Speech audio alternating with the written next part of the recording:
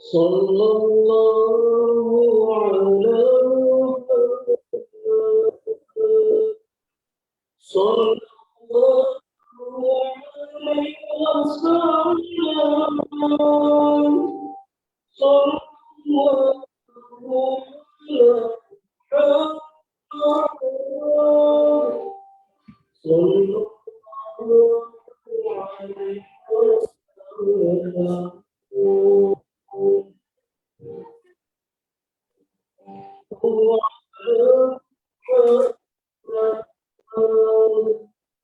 صلى الله عليه وسلم صلى الله على محمد صلى الله عليه وسلم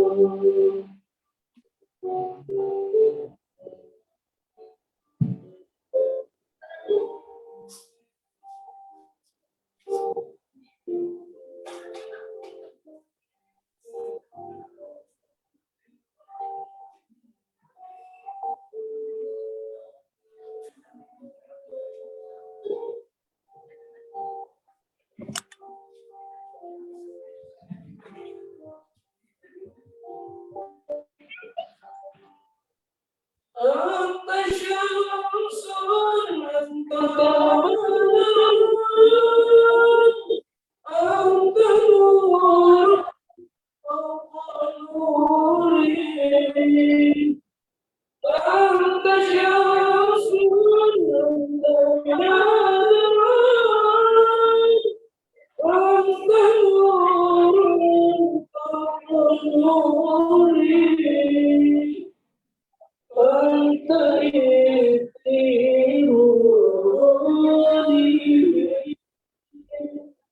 أنت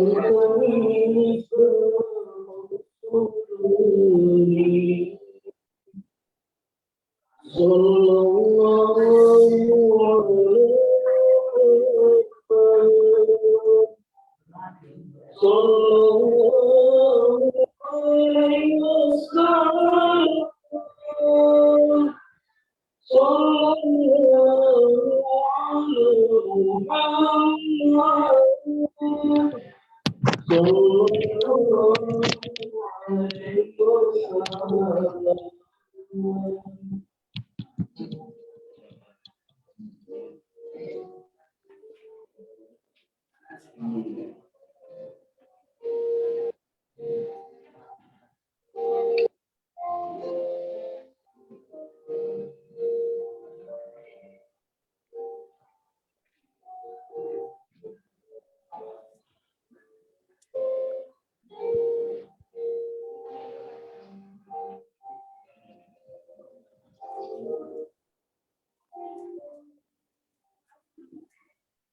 يا حبيبي يا محمد يا عروس الحبيبين يا حبيبي يا محمد يا عروس الحبيبين يا مهيب يا مجد يا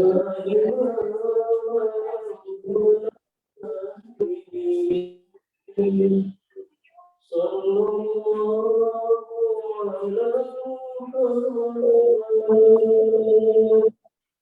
صلى الله عليه وسلم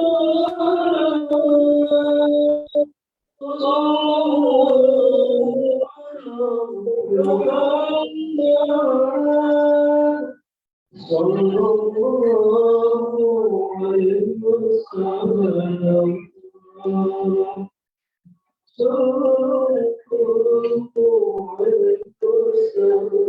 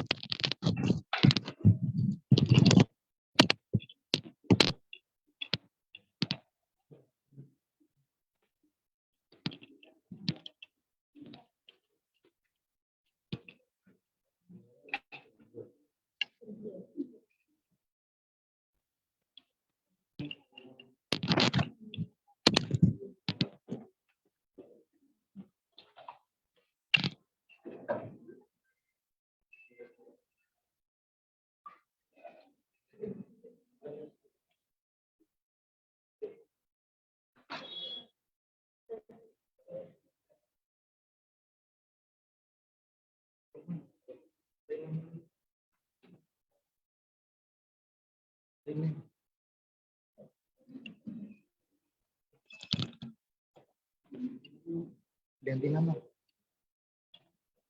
Nama yang diganti.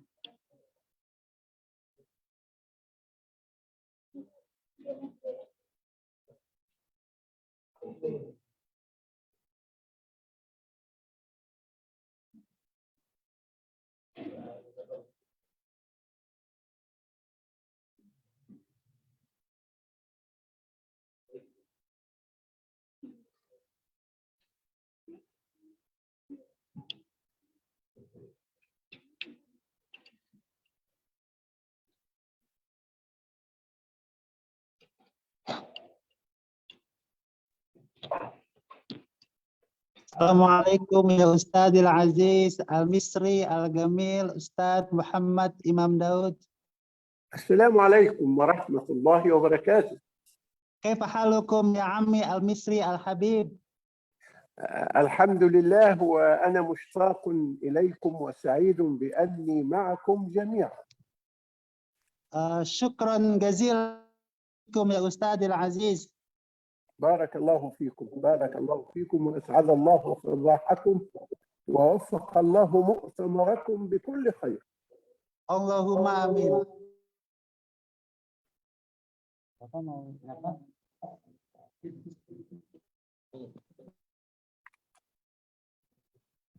السلام عليكم. السلام عليكم ورحمة الله.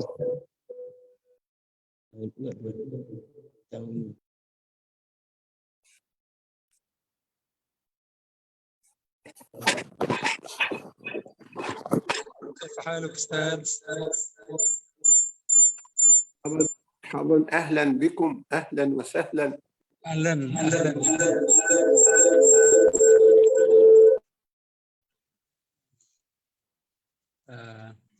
أهلا ومرحبا، نلتقي في يوم اللغة العربية العالمي. بارك الله فيكم وجزاكم الله خيرا. جزاكم الله خيرا. شكرا شكرا.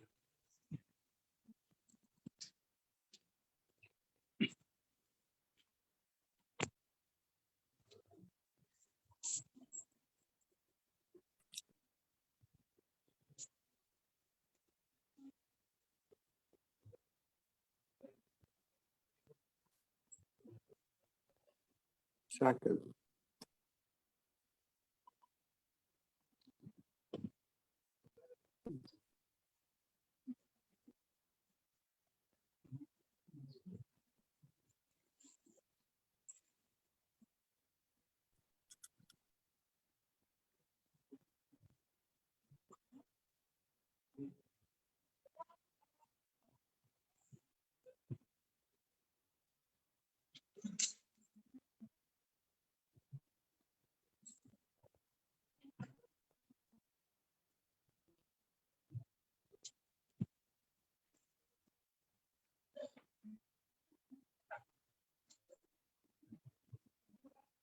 Satu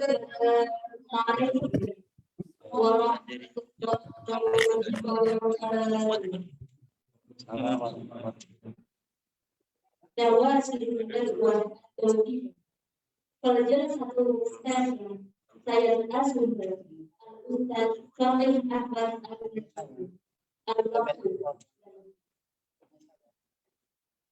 melanjutkan acara seminar internasional yang akan dibantu oleh Profesor Kitab dari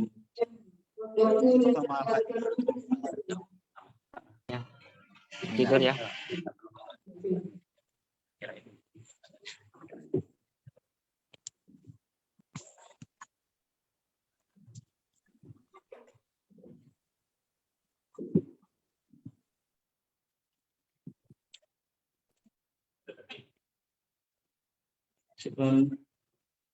شكرا جزيلا.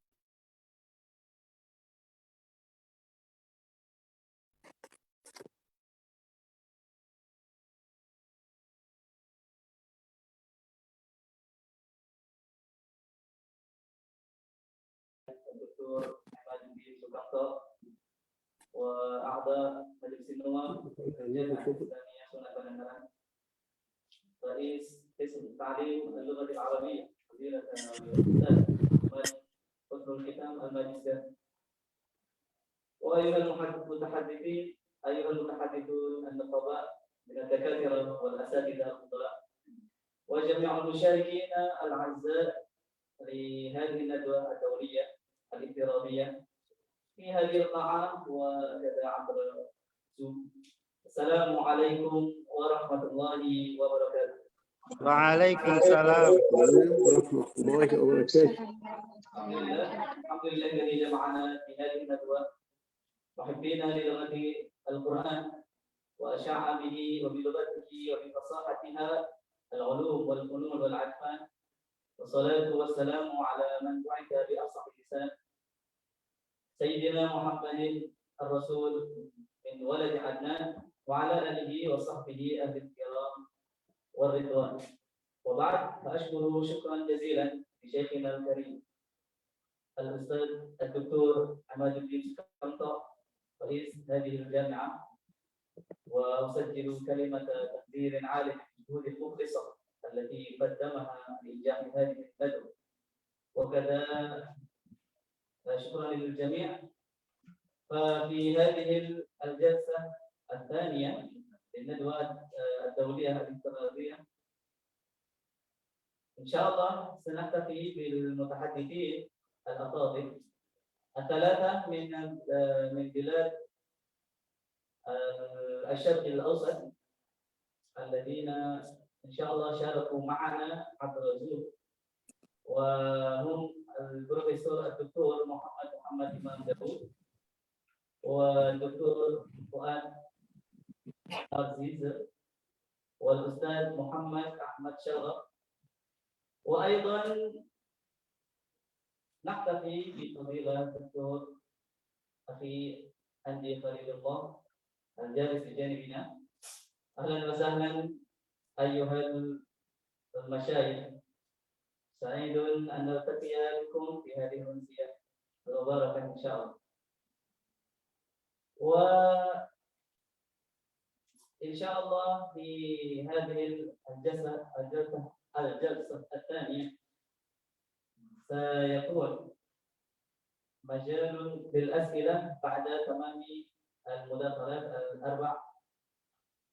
ولنبدأ المداخلة أو المحاضرة الأولى مع سماحة الشيخ الدكتور محمد إمام داوود من مصر.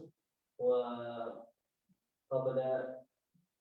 أن يلقي ربما نعرف شخصيته قليلا، أنه أستاذ متفرغ في كلية الآداب بجامعة قناة السويس، وولد في التاريخ الأول من يونيو سنة 1956، وكان دكتوراه بمرتبة الشرف الأولى في كلية دار العلوم جامعة القاهرة، وله أنشطة كثيرة في المجالات كثيرة أيضا، وله مؤلفات كثير الجمع، وربما سنستفيد أحد مؤلفاته في هذه الندوة.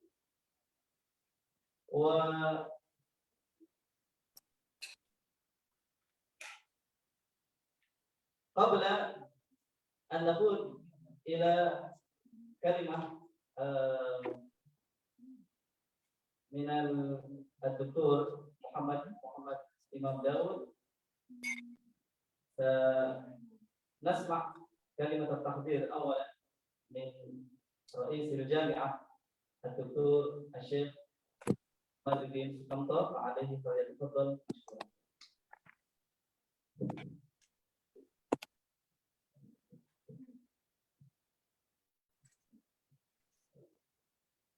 السلام عليكم ورحمة الله وبركاته. وعليكم السلام ورحمة الله وبركاته. الحمد لله والصلاة والسلام على رسول الله سيدنا محمد بن عبد الله وعلى آله وصحبه ومن والاه. أما بعد، أيها الحضور الكرام، وأخص بذكر الأستاذ الدكتور محمد إمام داود والأستاذ محمد أحمد شوران كلاهما من مصر، وأستاذ وبروفيسور تحديدا من المغرب العربي. يسرني وأيضا إخوتي وأخواتي هنا، وأخص بذكر أخونا آدم محمد آدم دكتور مرشح إن شاء الله، وأستاذ فؤاد أستاذ عندي خليل الله، وأستاذ فاطمة أحمد. شكرا. ويسرني باسم رئاسة جامعة السنن النورة الإسلامية أن نعبر عن شكر الجزيل والارتياح الكبير على مشاركتكم في الندوة الدولية الافتراضية بمناسبة يوم اللغة العربية العالمي التي نقوم بها. عسى أن تكون هذه الندوة نافعة لنا وللمسلمين جميعا، وأن تكون بداية لانتشار اللغة العربية في إندونيسيا بشكل أوسع فيما بعد إن شاء الله.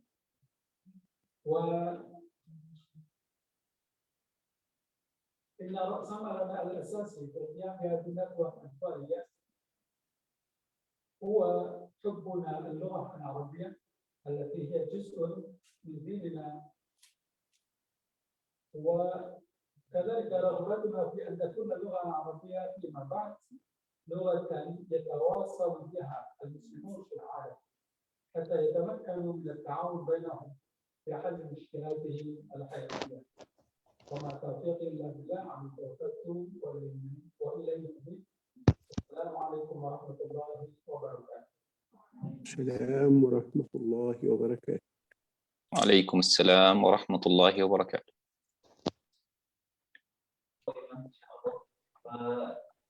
الآن ندخل في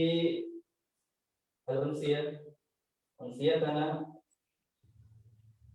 وهي المداخلة الأولى من الشيخ البروفيسور الدكتور محمد إمام داود من مصر، فعليه فليتفضل مشكورا.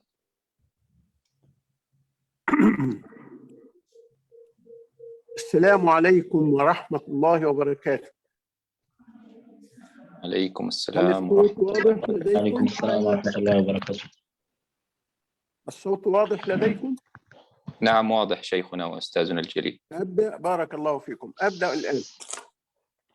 بسم الله الرحمن الرحيم، والحمد لله رب العالمين، وصلى الله وسلم وبارك على سيدنا محمد وعلى جميع الأنبياء والمرسلين، وبعد.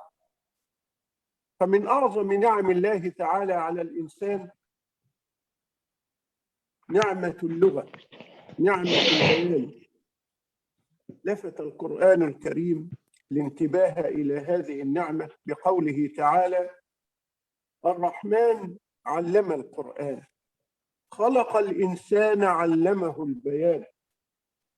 الاهتمام باللغة قديم قدم الإنسان في هذا الوجود، منذ لحظة الميلاد اللغوي الأولى حين علم الله آدم الأسماء كلها وأودع فيه القدرة اللغوية.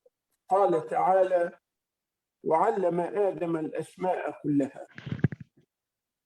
من هذه اللحظة واللغة تنمو بنمو الإنسان نمواً عجيباً حتى وصل إلى قرابة 4000 لغة يتكلم بها اللسان البشري على الكوكب الأرضي في تنوع عجيب. يحدثنا القرآن عنه بقوله على أنه آية من آيات الله، ومن آياته خلق السماوات والأرض واختلاف ألسنتكم وألوانكم إن في ذلك لآيات للعالمين.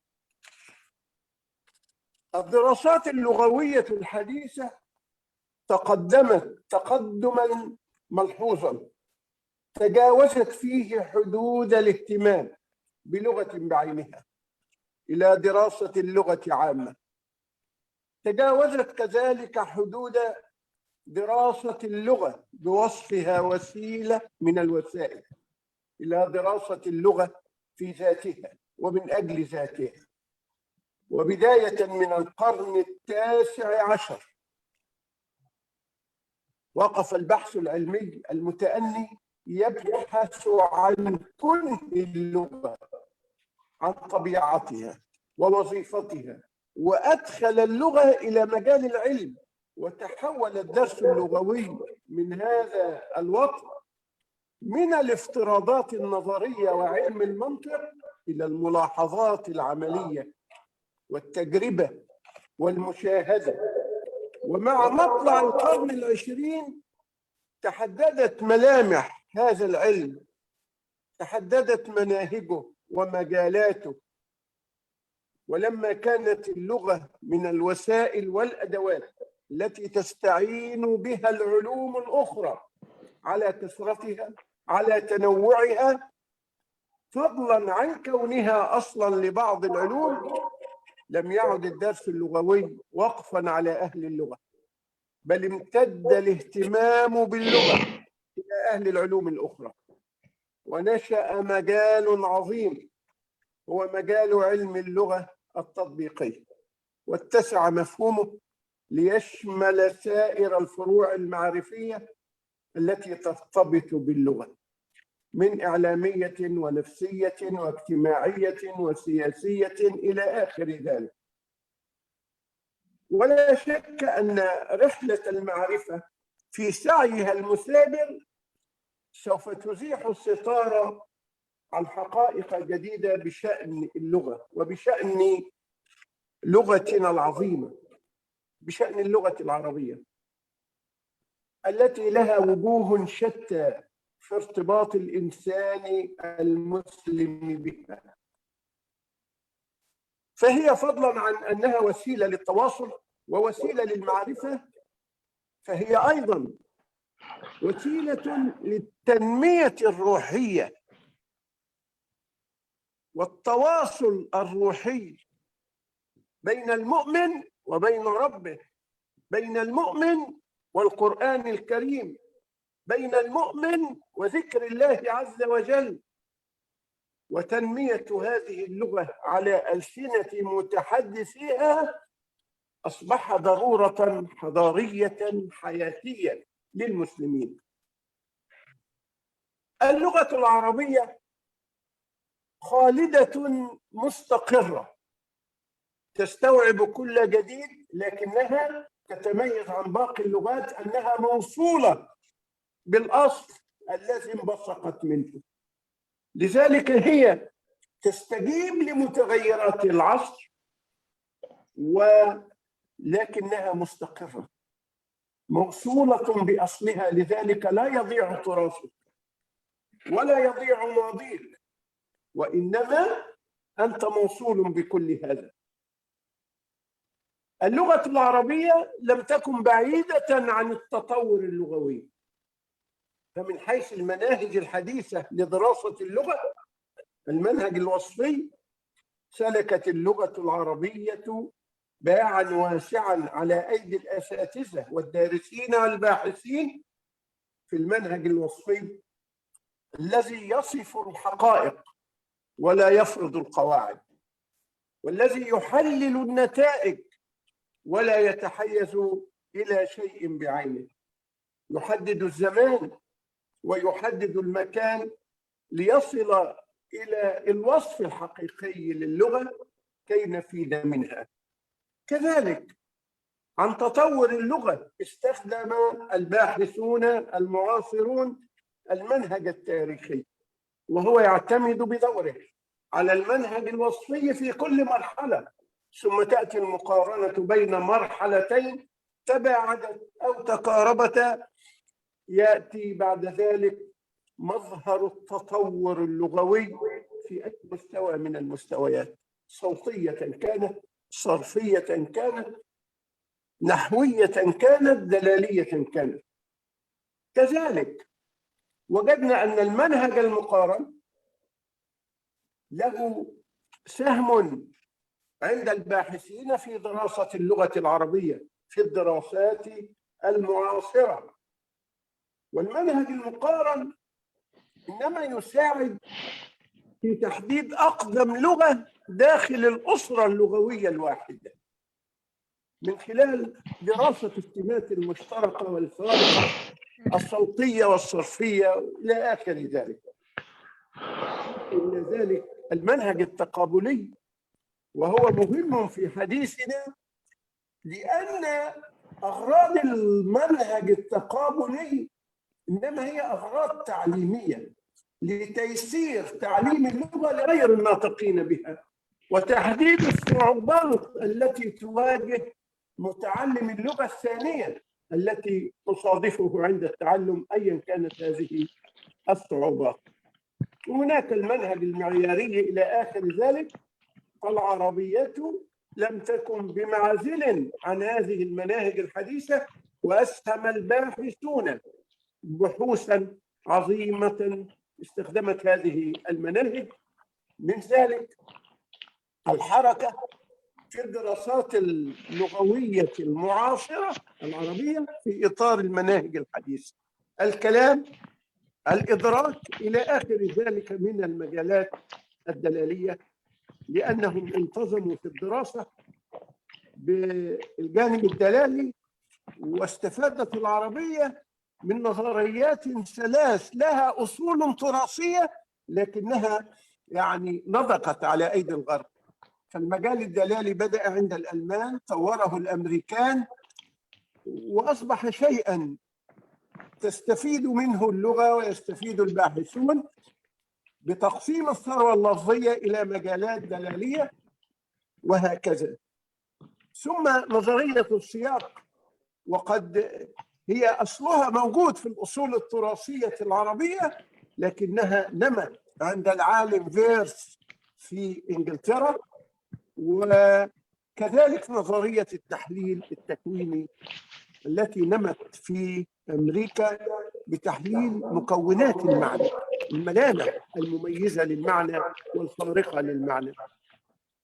فإذا ما جاءنا إلى التطبيق في مسألة الدراسة، فأنا أريد أن أبين أثر هذه الدراسات وهذا التغير وهذا التحول في مسألة النحو العربي بين القديم وبين الجديد. نعم، يطلق اللغويون المحدثون على النحو القديم النحو التقليدي، ويوجهون إليه في ضوء الدراسات الحديثة نقداً يمكن إجماله في المحاور التالية: افتقاد النحو التقليدي للمنهج العلمي الموضوعي الذي يعتمد على درس الأنماط والأشكال اللغوية باعتبارها أنماطا يسهل رصدها من خلال قوانين العلاقات كما هو الحال في النحو الوصفي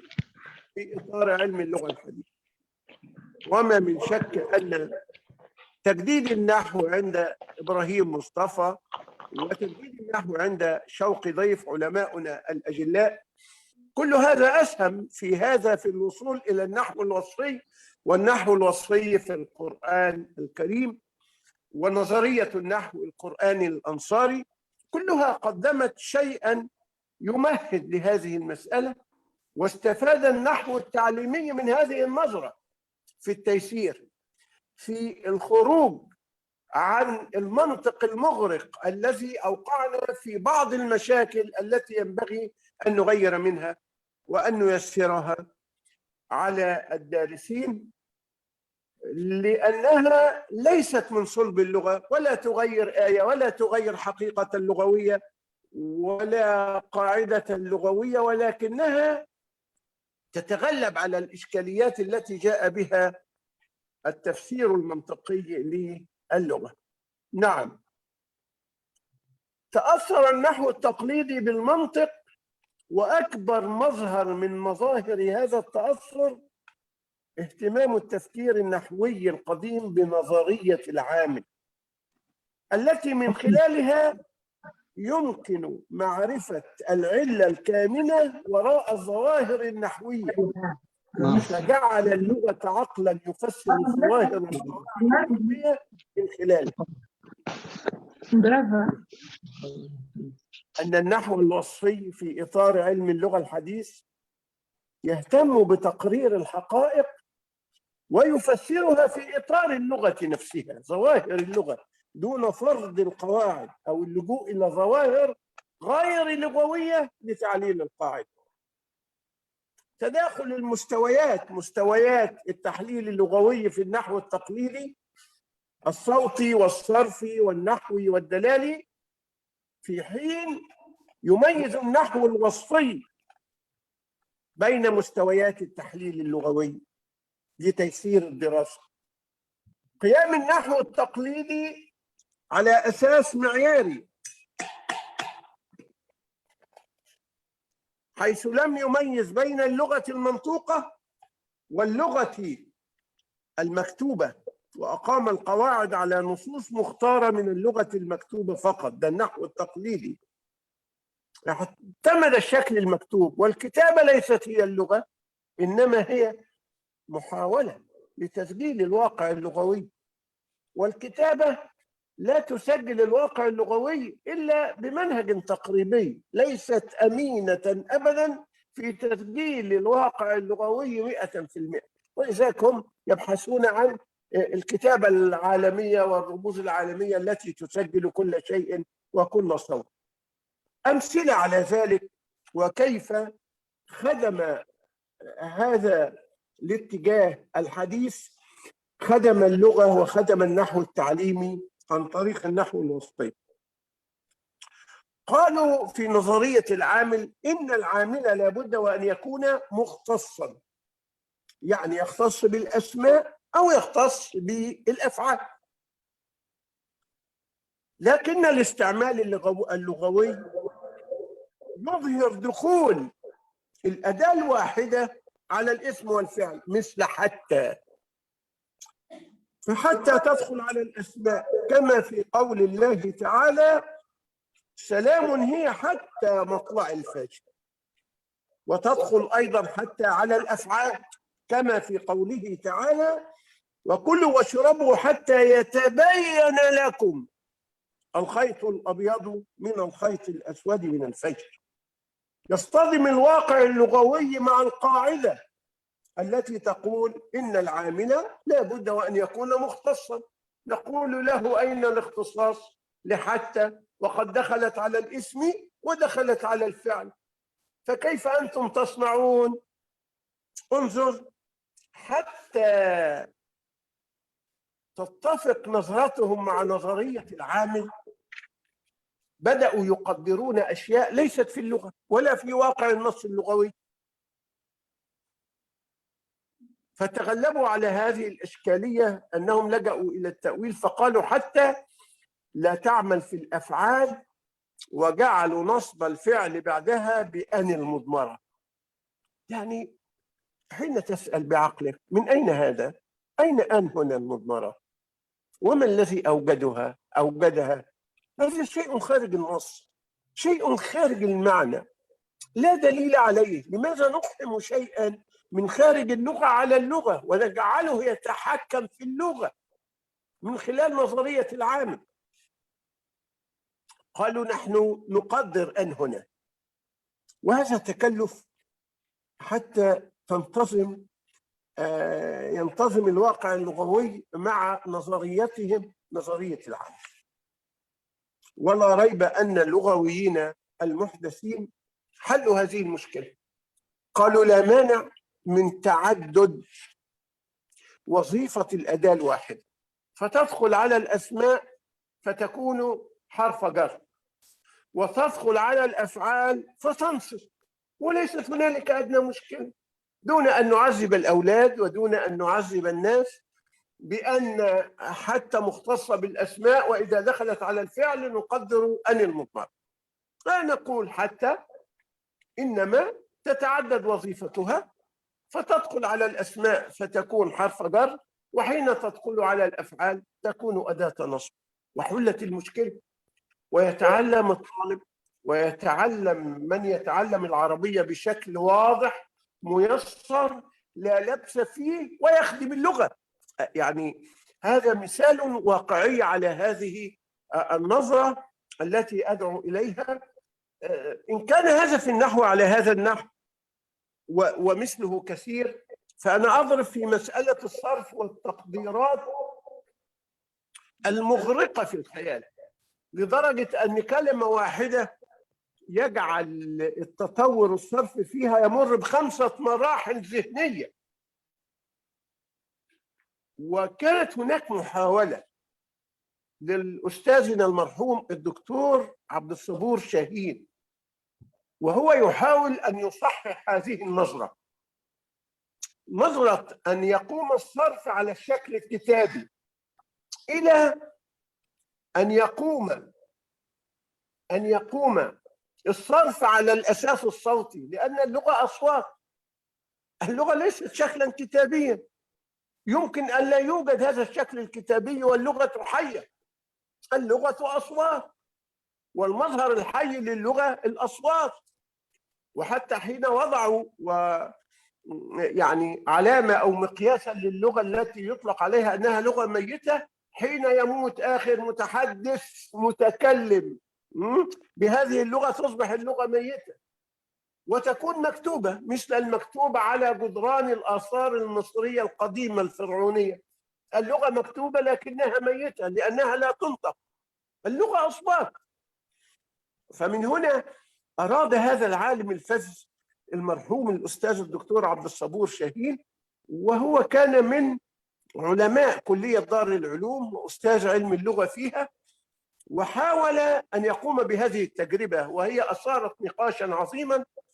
وأنا أدعو من يأخذ هذه التجربة لبحث في هذا الإطار، إطار التجديد والتطوير ونحو ذلك، وهو موجود عبر النت. الكتاب اسمه المنهج الصوتي للبنية الصرفية في اللغة العربية. المنهج الصوتي للبنية الصرفية في اللغة العربية. وسوف أرسل الكتب التي يعني ذكرتها من تجديد النحو لأستاذنا الدكتور شوقي ضيف، إبراهيم مصطفى، النحو القرآني الأنصاري، المنهج الصوتي لأستاذنا للبنية الصرفية لأستاذنا الدكتور عبد الصبور شاهين وآخرون. سأرسل هذه الكتب رابط للاطلاع عليها لابننا والأستاذ الدكتور الذي دعاني إلى هذه المحاضرة، إذا أراد أحد أن يتوفر لهذه القضية وأن يأخذ هذه القضية، وبخاصة أنه يمكن أن يسجل دكتوراه، ولا مانع أن نفيد من النقد الموجه لهذا الكلام. نحن لا نتكلم قرآنا. يعني المنهج الصوتي للبنية الصرفية قدم له نقدا عظيما الدكتور أستاذنا الدكتور سعد مصلوح لزميله الأستاذ الدكتور عبد الصبور شاهين. وفي كل خير. أنت ينبغي أن تستفيد من كل هذه الأطروحات لتقدم شيئا جديدا يحل هذه المشكلة.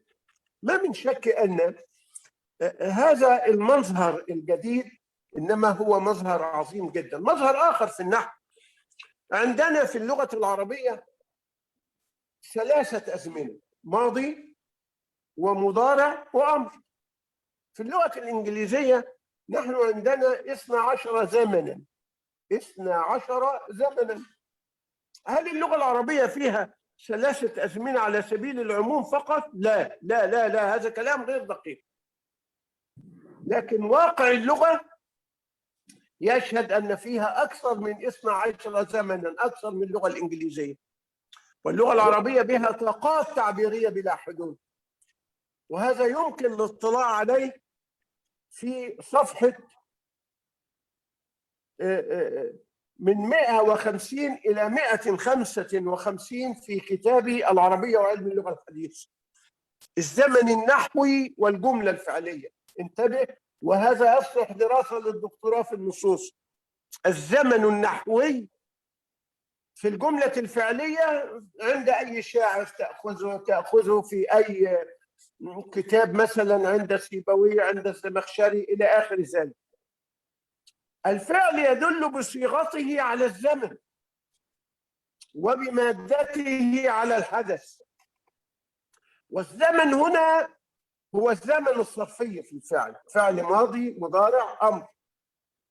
بواسطة التركيب الفعل مع الأدوات ينتقل من الزمن الصرفي إلى الزمن النحوي، وتتعدد وتتشقق الأزمنة هنا، مثل كان فعلا، مثل كنت درست النحو في أيام الثانوية العامة، للدلالة على الزمن الماضي البعيد، ماضي زائد ماضي.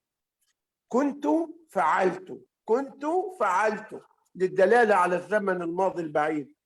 لقد كان فعل، لقد كنت درست النحو في الماضي. لقد للتحقيق، كنت للإغراق في القدم، درست للمضي، فهذه تدل على الزمن الماضي البعيد المنقطع المؤكد. لقد كان فعل. نمط كان يفعل، للدلالة على الماضي المستمر، الماضي الذي كان مستمرا في زمنه لاستحضار صورته. مثل كنت أدرس العربية طوال الابتدائية، طوال الجامعة، إلى آخر ذلك. كان يفعل. أيضا قد كان يفعل، قد كان يفعل، للدلالة على الماضي المستمر المؤكد لوجود قد. كاد يفعل، للدلالة على الزمن الماضي المقارب ولكنه لم يقع. قد كاد يفعل، للدلالة على الزمن الماضي المقارب مع التأكيد.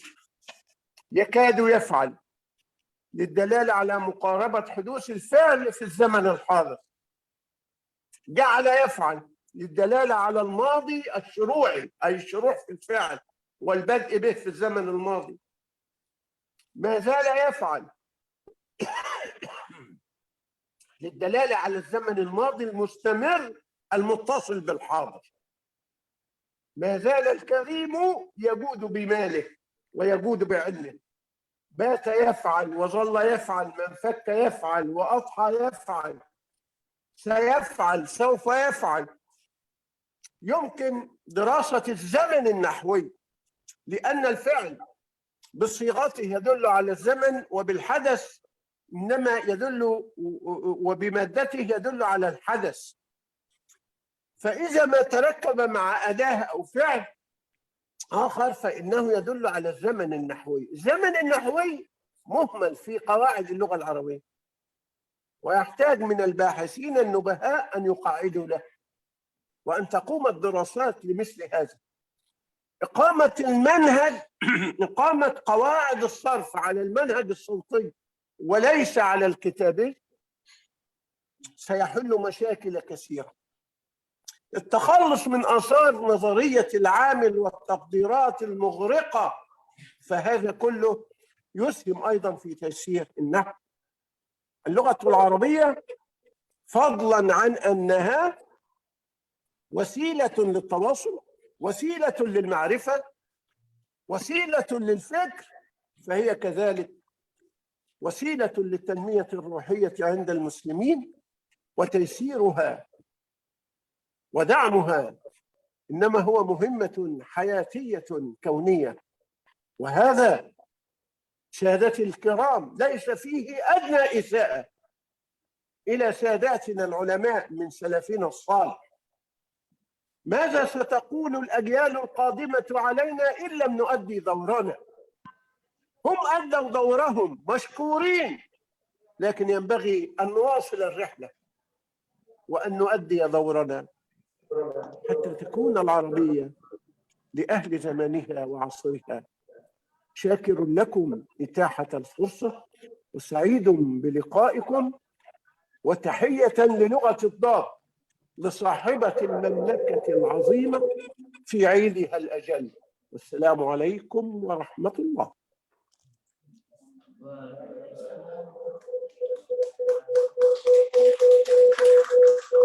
وعليكم السلام ورحمة الله وبركاته. Syukran jazilan di Syekhina Profesor Dr. Muhammad Ibrahim Daud, Imam Daud. وقبل أن نستمر إلى المحاضرة الثانية، ربما نترجم بعض النقاط في طلابنا. Awalan, pertama-tama beliau menjelaskan tentang perkembangan yang terjadi di bahasa Arab, di mana bahasa Arab khususnya juga mengalami yang namanya perkembangan sebagaimana bahasa-bahasa yang lain. Akan tetapi mungkin perkembangan ini tidak istilahnya terlalu lepas dari induknya, di mana di abad ke-19 bahasa Arab kemudian menjadi bahasa yang betul-betul ilmu sendiri. Kalau mungkin di zaman sebelumnya bahasa Arab itu harus dikaji bersamaan dengan ilmu-ilmu yang lain seperti mungkin yang di pesantren-pesantren salaf. Tapi kemudian di abad ke-19 mengalami dia dipelajari secara khusus tanpa mempelajari ilmu yang lain.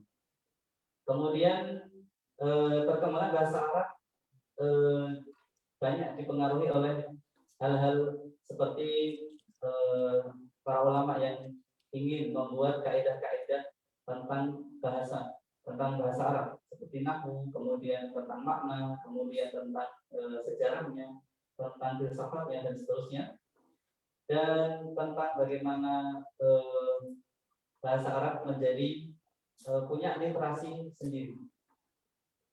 Kemudian beliau juga menjelaskan tentang perbedaan pola penelitian atau penyampaian pembelajaran bahasa Arab dari masa yang lalu atau masa yang klasik dibanding dengan masa yang modern, di mana zaman dulu itu bahasa Arab intens atau kuat sekali dalam hal nahwunya, sehingga seolah-olah tidak ada bahasa Arab kecuali harus dengan nahwu. Padahal nahwu bukan sesuatu yang istilahnya bahasa Arab kalau tidak ada nahwu tidak akan bisa diucapkan. Padahal tidak seperti itu. Karena tapi zaman dulu nahwu dipandang sebagai induk dari bahasa Arab, sehingga akan menyulitkan bagi pelajar-pelajar atau orang-orang non-Arab ingin belajar bahasa Arab, akan tetapi mereka terikat dengan kaidah-kaidah nahwu yang sangat mendalam. Kemudian dibanding dengan pembelajaran bahasa Arab di era kontemporer, di mana para akademisi sudah mulai membuat gerakan-gerakan untuk meringkas kaidah-kaidah bahasa Arab, baik itu kaidah nahwu atau kaidah sorof, utamanya adalah nahwu, di mana mereka tujuan utamanya adalah yang penting bisa berbahasa Arab, sehingga banyak sekali hal-hal yang dimiliki oleh nahwu, makna-makna khusus akan tetapi tidak dipelajari oleh pelajar-pelajar zaman sekarang. Mereka mungkin pandai berbahasa Arab, bisa membaca, kan tetapi ketika menganalisa makna kata sampai mendalam atau istilahnya mungkin di tingkat sastranya, mereka terbilang kewalahan. Sehingga banyak kemudian ketika mereka disodorkan kasus-kasus sastra, mereka mencoba untuk mentafsirkan dengan dalam tanda kutip dipaksakan. Sehingga beliau kemudian menawarkan solusi untuk tetap menjaga pengetahuan nahwu secara gaya klasik, akan tetapi penyampaiannya disederhanakan, di mana tidak harus begini, tidak harus begitu, akan tetapi itu bisa ditakwil istilahnya. Kemudian beliau juga menyebutkan ada tokoh yang mencoba untuk membuat metode baru tentang sorok, di mana sorok itu kita dulu belajar melalui hafalan tertulis, bentuknya paten dan seterusnya. Tapi kemudian oleh tokoh dengan nama Abdus Sobud, beliau membuat sorok itu adalah ilmu suara, bukan ilmu tulisan. Sehingga sorok itu harus dipelajari dengan istilahnya mendengarkan langsung atau mendapat langsung dari orang Arab itu sendiri dengan metode beliau. Kemudian beliau berharap penelitian masa sekarang adalah khususnya di bidang doktoral untuk fokus pada tentang mensatukan antara semangat nahwu klasik dengan nahwu yang kontemporer, pembelajaran yang mudah, tetapi tidak meninggalkan poin utama yang dimiliki oleh nahwu yang klasik. Kemudian beliau juga menyinggung sedikit permasalahan di mana di nahwu atau di sorok mungkin kita tahu di sana ada fi'il madhi, fi'il mudhari', fi'il amr yang mengandung makna fi'il madhi telah, fi'il mudhari' sedang atau akan, seterusnya, seolah-olah waktu itu hanya terbatas pada 3 itu. Padahal kalau kita teliti ternyata waktu dalam bahasa Arab itu sendiri mempunyai variasi sampai 12 varian. Sehingga harus tetap untuk disampaikan bahwasanya bahasa Arab tidak terpaku pada fi'il mudhari', fi'il madhi dan seterusnya, tapi di sana banyak sekali variasi. Dan beliau pada akhir menekankan bahwasanya bahasa Arab itu bukan hanya bahasa untuk kita berkomunikasi, tapi juga untuk kita memperkaya ilmu, memahami bacaan, dan mengembangkan hati atau jiwa kita untuk semakin lebih berkualitas. Mungkin itu poin yang dapat kami tangkap. Kemudian pada hadhihi at-tarjamah nantakil ila al-mutahaddits ats-tsani alladhi al-mutahaddits ats-tsani al-Ustadz Muhammad Ahmad Shalgham min Misr. Al-Ustadz ma'ana. Bismillahirrahmanirrahim. Wa qabla ilqaihi rubama nu'arrif syakhsiyatahu qasiran annahu muallim lughat al-arabiyyah fi madrasah bil Mamlakah al-Arabiyyah as-Saudiyyah wa wulida fi tarikh al-awwal min Agustus sanah 19 wa 90 wa hasal diplom fi takhasus at-tarbiyah di Jami'at al-Azhar al-Sharif wa baccalaureus fi qism lughat al-arabiyyah wa adabiha am 2011 وشارك كثيرا من الدورة التدريبية والعلمية المتنوعة. والآن لنسمع ما يلقيه في هذه المداخلة إلى الأستاذ محمد أحمد شلغم، فعليه فليتفضل مشكورا. بسم الله الرحمن الرحيم. الحمد لله رب العالمين، والصلاة والسلام على نبينا محمد وعلى آله وصحبه أجمعين، أما بعد. السلام عليكم ورحمة الله وبركاته زملائي الأعزاء والمستمعين الأكارم. Assalamualaikum warahmatullahi wabarakatuh. من هدي النبي صلى الله عليه وسلم اغتنام الفرص، كما حدث بعد غزوة بدر، فكان هناك مجموعة من أسرى المشركين ليس لهم فداء، فجعل النبي صلى الله عليه وسلم فداءهم أن يعلموا أولاد المسلمين الكتابة، وبذلك بدأ الأسرى يعلمون الغلمان في المدينة المنورة القراءة والكتابة، وكل من يعلم 10 من الغلمان يفدي نفسه. فقبول النبي صلى الله عليه وسلم تعليم القراءة والكتابة بدل الفداء في ذلك الوقت الذي كان فيه المسلمين بأشد الحاجة إلى المال يرينا سمو ورفعة الإسلام في نظرته للعلم والمعرفة. وهنا نحن في فرصة كتلك الفرصة التي سنحت لتعليم أبناء الصحابة القراءة والكتابة، فحري بنا كطلاب العلم أن نتمسك بهذه الفرصة، وهي فرصة التعليم عن بعد، ونستفيد من إيجابياته. وموضوع اليوم العالمي للقراءة لهذا العام هو اللغة العربية والتواصل الحضاري، وأقرب مفهوم لمعنى الحضارة هو الحياة، والتواصل هو انفتاح على العالم بما يحقق معنى الحضارة. وللغة العربية شأن خاص وميزة ظاهرة في وصل العالم بعضه ببعض، ولها رونق خاص في إيقاعها وأناظمها، ومن أول ذلك كلام الله الذي يرتل بأداء حسن وأصوات عذاب، وقد كان لها دورا رياديا على مر العصور بما تحمله من تراث وثقافة ومبادئ وقيم. وقد تمر اللغة العربية بمحطات لا تكون فيها هي السابقة، لا لضعفها ولكن لضعف أهلها، غير أن الذي يضمن لها البقاء ويحفظ لها المكانة صحة قوانينها وجمال إيقاعها وكونها لغة القرآن الكريم. فالمتأمل في اللغة العربية عبر العصور ليعجب أشد العجب في حيويتها ومواكبتها للمستجدات، وقدرتها على مواجهة التحديات مهما تعرضت للهجمات التي تريد لها الممات، ومهما حاول أعداؤها إطفاء نورها الذي تلألأ في الظلمات. تأملوا كيف كانت هذه اللغة لغة قوم أميين متناثرين في الصحراء متناحرين، ثم ما لبث بعد أن نزل بها القرآن وبعد أن اهتدى بنوره القاصي والداني من جميع البلدان، ما لبث أن صارت هذه اللغة لغة عالمية سائدة من الصين شرقا إلى الأندلس وأقصى شمال إفريقيا غربا وإلى أواسط أوروبا.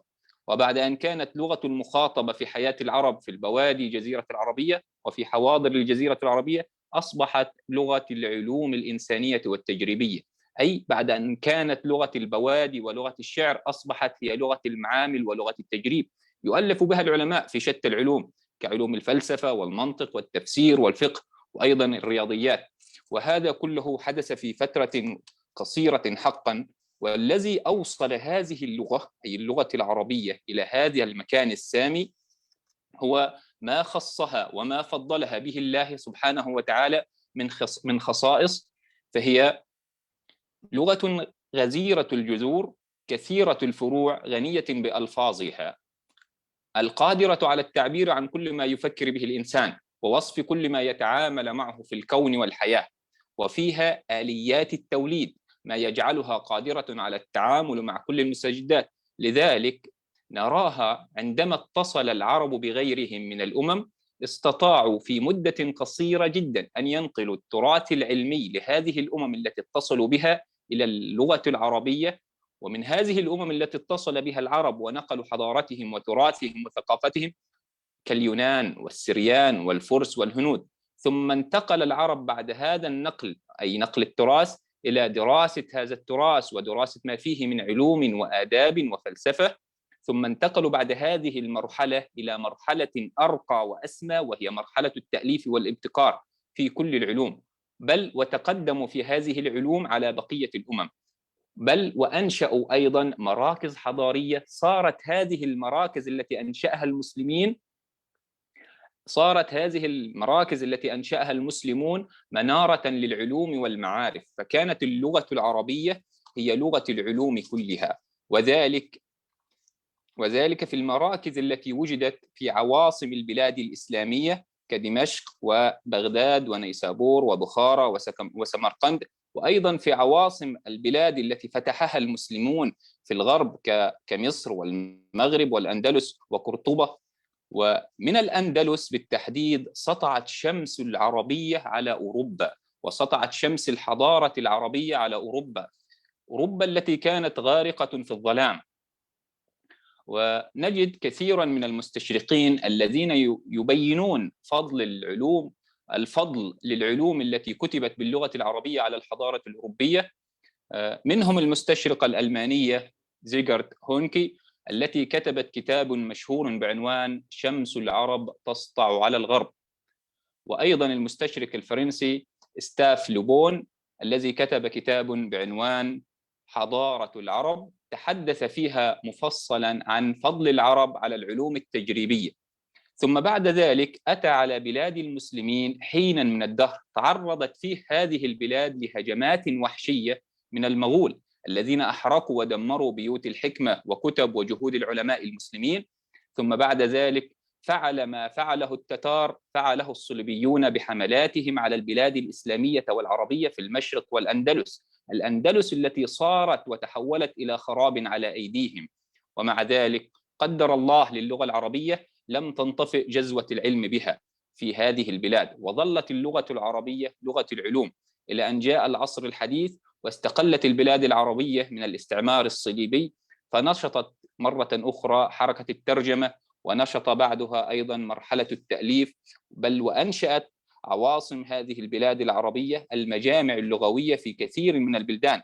هذه المجامع التي أصدرت المعاجم اللغوية مما كان لها دور في إحياء جديد للغة العربية بمفرداتها الحديثة. وهنا أريد أن يدور حديثي عن الأمن اللساني والهوية اللغوية، ثم نقيضها وهو الاستعمار اللغوي. فحينما نتكلم عن الأمن اللساني والهوية اللغوية نجد أن اللغة تمتزج بالهوية، فلا يكاد باحث يتحدث عن الهوية إلا وتكون اللغة عنصر أساسي من عناصر الهوية. بعض الباحثين يكون منفتحا فيقول أن اللغة هي عنصر من عناصر الهوية، وبعضهم يراها هي العنصر الأساس والعمود الأساس في الهوية، أي أن لكل هوية ذخيرة لغوية. فبعضهم يقول أن اللغة هي أم الرموز الثقافية، أي أن اللغة هي هوية ناطقة. فكيف أنت كإنسان تعبر عن هويتك من غير لغة؟ وهناك مبحث علمي يسمى الأمن اللساني، أي أن اهتزاز اللغة هو اهتزاز بالهوية. وهنا نتحدث عن اللغة العربية كهوية وليست كعرق. فالشخص الأمازيغي والكنعاني والفينيقي يشاركنا في العرق، أي يشاركنا في اللغة، وبالتالي فهو يشاركنا في الهوية، فهو عربي أمازيغي أو عربي كنعاني أو عربي فينيقي. فاللغة العربية لغة حية، ولكن ينبغي علينا ألا نكتفي بالأنفة والغيرة اللغوية، ولا يصح الدفاع عنها من باب كونها هي لغة أهل الجنة أو أنها أفضل اللغات أو أنها لغة آدم عليه السلام، لأن هذه الأسباب مع صحتها وتأكدنا منها إلا أنها لا تفيدنا من الناحية البحثية، ولا يمكن الحكم عليها من هذه النواحي. وهنا سؤال: هل هذا يعني عدم تعلم اللغات الأخرى؟ نقول بالعكس، تعلم اللغات الأخرى مهم جدا، بل ويدعم التعددية اللغوية، ولكن يجب علينا أن يكون هذا التعلم متقنا. وأيضا لا ينبغي علينا الانهزام أمام الهيمنة اللغوية، فاللغة لها حمولة وثقافة مهمة ينبغي علينا ألا نتجاهلها. ولذلك يقول المستشرق روبرت فيليبس إن تعليم اللغة الإنجليزية هو عمل استعماري بأدوات لغوية.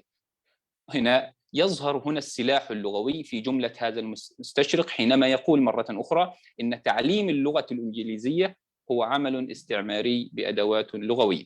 فوجود اللغة هو وجود ذاتك وقوميتك بشكل عام. لذلك يقول أحد الساسة في فرنسا إن اللغة الفرنسية فعلت ما لم تفعله الجيوش الفرنسية، أي هنا ظهر أيضا السلاح اللغوي في مقولة هذا السياسي الفرنسي. فاللغة العربية هوية، فنرى أعراق كالعرق الباكستاني والأفغاني والأمازيغي يتكلمون العربية، وإذا أمعنا النظر في العالم العربي نجد أن الترابط الأساسي بينهم هو اللغة العربية. وهنا يجب أن ننوه بما يسمى الاستعمار اللغوي. ما معنى الاستعمار اللغوي؟ وما معنى إشهار السلاح اللغوي على أمة أو على هوية. فنجد بعد أحداث 11 من سبتمبر خرجت السياسية سوزان جلاسر وقالت: آن الأوان لتقليص حجم اللغة العربية في مناهج التعليم في الدول العربية ودخول اللغة الإنجليزية. هنا نقلت الحالة السياسية التي يعيشها العالم إلى عالم اللغة، فهنا سلاح لغوي يشهر في وجه اللغة العربية، فهنا إشهار السلاح اللغوي على القومية العربية. ولكن ونحن ولله الحمد في وضع حسن، ولكن لا بد من أن نفعل دور اللغة العربية كأمن قومي أي أمن لساني، ونتخذها كملف سيادي وتعبير للهوية. وهذا ولله الحمد ما وعيت إليه الحكومات العربية والإسلامية، ونريد هنا أن ننوه ونشيد بما فعلته المملكة العربية السعودية إذا اتخذناها كنموذجا ردا على هذه التصريحات وعلى هذا الإشهار وعلى إشهار هذا السلاح اللغوي في وجه هويتنا وقوميتنا. فنجد أن المملكة العربية السعودية وعيت واهتمت لهذا الأمر اهتماما كبيرا. فنجد منذ تأسيسها المادة الأولى من النظام الأساسي للحكم يقول: المملكة العربية السعودية دولة عربية إسلامية ذات سيادة. نجد أن أول وصف وصفت به المملكة هي دولة عربية، وهذا كثير من البلاد العربية قد اتخذت هذا المنهج وقد اتخذت هذه الخطوة وقد اتخذت هذا الأمر مأخذ اهتمام ومأخذ الجد، فجعلت دفاعها عن اللغة العربية دفاعا لا رجعة فيه لكونه أمن سيادي وأمن على الهوية. فنجد أن المملكة قد جعلت المادة الأولى من النظام الأساسي للحكم يقول: المملكة العربية السعودية دولة عربية إسلامية ذات سيادة تامة، دستورها كتاب الله وسنة رسوله ولغتها اللغة العربية. فهنا كلام لا فصال فيه ولا نزعة فيه من إشهارها وإعلانها عربيتها وإسلامها، وهذا ما اتخذته كثير من البلاد العربية. وأيضا نشيد أيضا بكثير من الجهود التي صدرت من القرارات والمراسيم الملكية في كثير من البلدان العربية لفرض اللغة العربية في التعاملات سواء في القضاء أو في البنوك أو في التعاملات اليومية في كثير من المؤسسات والدوائر الحكومية. فهذا دليل على وعي أبناء العربية لما يحاك لها ويدافعون عنها. فلا بد لنا من تفعيل اللغة العربية في برامجنا وفي حياتنا وفي تعاملاتنا. فكما قيل: الأرض تتحدث لغة من يعمرها. فإذا كان لدينا وإذا امتلكنا إنتاج معرفي وهذا موجود وإنتاج ثقافي ولله الحمد موجود، فلا ينبغي علينا ترك السلاح اللغوي، ولا ينبغي علينا إهمال الحمولة الثقافية والتاريخ الثقافي العريق لنا كعرب. ولنا مثال هنا: قول اللغة العربية لغة القرآن الكريم. لك أن تتخيل الشخص الأجنبي المسلم وهو يستمع إلى القرآن الكريم ولكن لا يفهمه إلا بعد الترجمة، وهذا المسلم يعرف أن النص القرآني يصل إلى أذنك أنت كمسلم عربي وهو غير مترجم وغير مفلتر، فيتمنى فهم وتدبر اللغة العربية مثله. وهنا سؤال: متى تكون أنت شخصا بارا باللغة العربية؟ عن طريق الاعتزاز بها واستخدامها. والاعتزاز بالعربية هنا لا يعني الانطواء على الذات، بل يعني الانفتاح والترجمة. فالترجمة تعد أنبل عمل تقدمه وتخدم به العربية، وكذلك يعني الانفتاح واستخدام لغة غيرها واستخدام لغة غيرها ولو عن حب. فمن يتحدث لغة أخرى غير العربية لا يضر العربية، ولكن ينبغي علينا ألا ننظر للغتنا العربية غير النظرة التي تليق بها كلغة حية وكلغة للقرآن الكريم وكلغة لسيدنا آدم عليه السلام وكلغة لأهل الجنة. فهي لغتنا وهي هويتنا وهي أمننا القومي وأمننا اللساني. بارك الله لنا فيكم ونفعنا الله وإياكم، والسلام عليكم.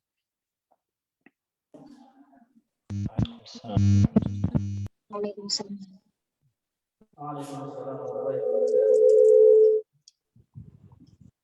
شكرا كثيرا للأستاذ الكريم محمد شغام على مداخلته الثمينة. شكرا لكم وبارك الله فيكم ونفعنا الله وإياكم. ربما نترجم أولا بعض النقاط Berarti hasilnya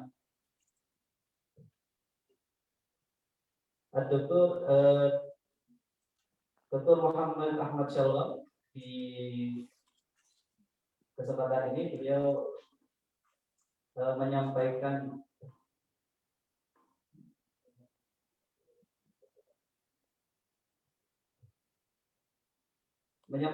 tentang yang pertama bahasanya misi Nabi Muhammad SAW dalam menyebarkan agama ini, salah satunya adalah dengan menjadikan setiap kesempatan untuk belajar, dan ini adalah waktu kita untuk belajar, termasuk belajar untuk mengembangkan bahasa Arab. Beliau menceritakan bahwasanya Al-Quran ini sangat membantu untuk kesuksesan bahasa Arab sebagai bahasa yang mengandung banyak sekali ilmu, sehingga dapat diringkas bahwasanya bahasa Arab adalah satu-satunya bahasa yang paling banyak mengandung ilmu dan melahirkan banyak sekali ilmu. Bahkan beliau mengatakan bahasa Arab adalah bahasanya ilmu. Semua ilmu ada dalam bahasa Arab. Dan ada beberapa misionaris yang mengarang buku yang salah satu bukunya adalah memuji tentang di mana buku-buku yang ditulis dengan bahasa Arab mengandung keilmuan lebih banyak dibanding buku-buku yang ditulis dengan bahasa selain Arab. Kemudian beliau juga menyebutkan bahwasannya ada yang disebut dengan al-isti'mar al-lughawi, atau mungkin kami artikan penjajahan bahasa. Di mana beliau tadi juga menyebutkan bahwasannya ada yang mengatakan bahasa Inggris itu disebarkan dalam rangka penjajahan, sehingga tidak ada orang yang belajar bahasa Inggris kecuali mereka itu mengalami yang namanya penjajahan. Akan tetapi bahasa Arab berhasil untuk selamat dari itu, di mana bahasa Arab tetap bisa bersaing dengan bahasa internasional, bahasa Inggris, dan ini diperkuat oleh kerajaan Saudi, di mana mereka memproklamirkan negaranya sebagai negara berbahasa Arab, negara Islam, berbangsa dan berbahasa Arab. Dan semangat ini kemudian menjadi fondasi bagi mereka untuk membumikan bahasa Arab untuk tidak bisa diganggu oleh bahasa manapun, walaupun tidak menutup kemungkinan bahwasanya bahasa yang lain bisa membantu kita untuk memahami bahasa Arab itu sendiri. Dan beliau berpesan bahwasanya yang membuat kita harus berbahasa Arab adalah kita ini keturunan Nabi Adam alaihissalam, kita beragama Islam, kita Al-Quran, bahasa Al-Quran adalah bahasa Arab, dan bahasa Arab adalah bahasa yang diistimewakan oleh Allah SWT, sehingga melahirkan banyak sekali ilmu seperti ilmu mantik, filsafat, dan seterusnya. Dan bahasa Arab juga bahasa surga. Maka beliau mengajak kita untuk menjadikan bahasa Arab, yang mana umumnya bahasa itu menjadi bahasa kegiatan kita. Kita berkegiatan dengan bahasa lokal, maka jadikan bahasa Arab sebagai bahasa lokal kita, di mana bumi akan berbahasa dengan bahasa orang yang hidup di muka bumi itu. Ketika kita menghidupkan bahasa Arab di tempat ini, maka ini pun akan menjadi bumi yang berbahasa Arab. Mungkin rasa kita berbangga dengan bahasa Arab adalah poin utama untuk kita selalu berusaha untuk mengembangkan, mempelajari dan menggunakan bahasa Arab, dan selalu berusaha untuk menggunakan bahasa Arab sebagai bahasa utama kita sebagai Muslim, yang mana akan sangat miris ketika kita membaca Al-Quran, akan tetapi bahkan mungkin kita menghafalkan, dan tetapi kita tidak pernah memahami maknanya karena minimnya kita tentang bahasa. Mungkin itu poin yang dapat kami pahami. Wa nastamir ila al-mutahaddits at-thalith wa huwa al-ustadz ad-doktor Fuad Lazizah من مغرب أهلا وسهلا وهو أستاذ في التعليم العالي مساعد في كلية اللغة والفنون والعلوم الإنسانية جامعة الحسن الأول سلطات المملكة المغربية وكان رئيس منتدى العلاقات المغربية الآسيوية في المغرب وله إسهام كثير في مجال الأكاديمية خصوصا هنا في علم أو في مجال الديني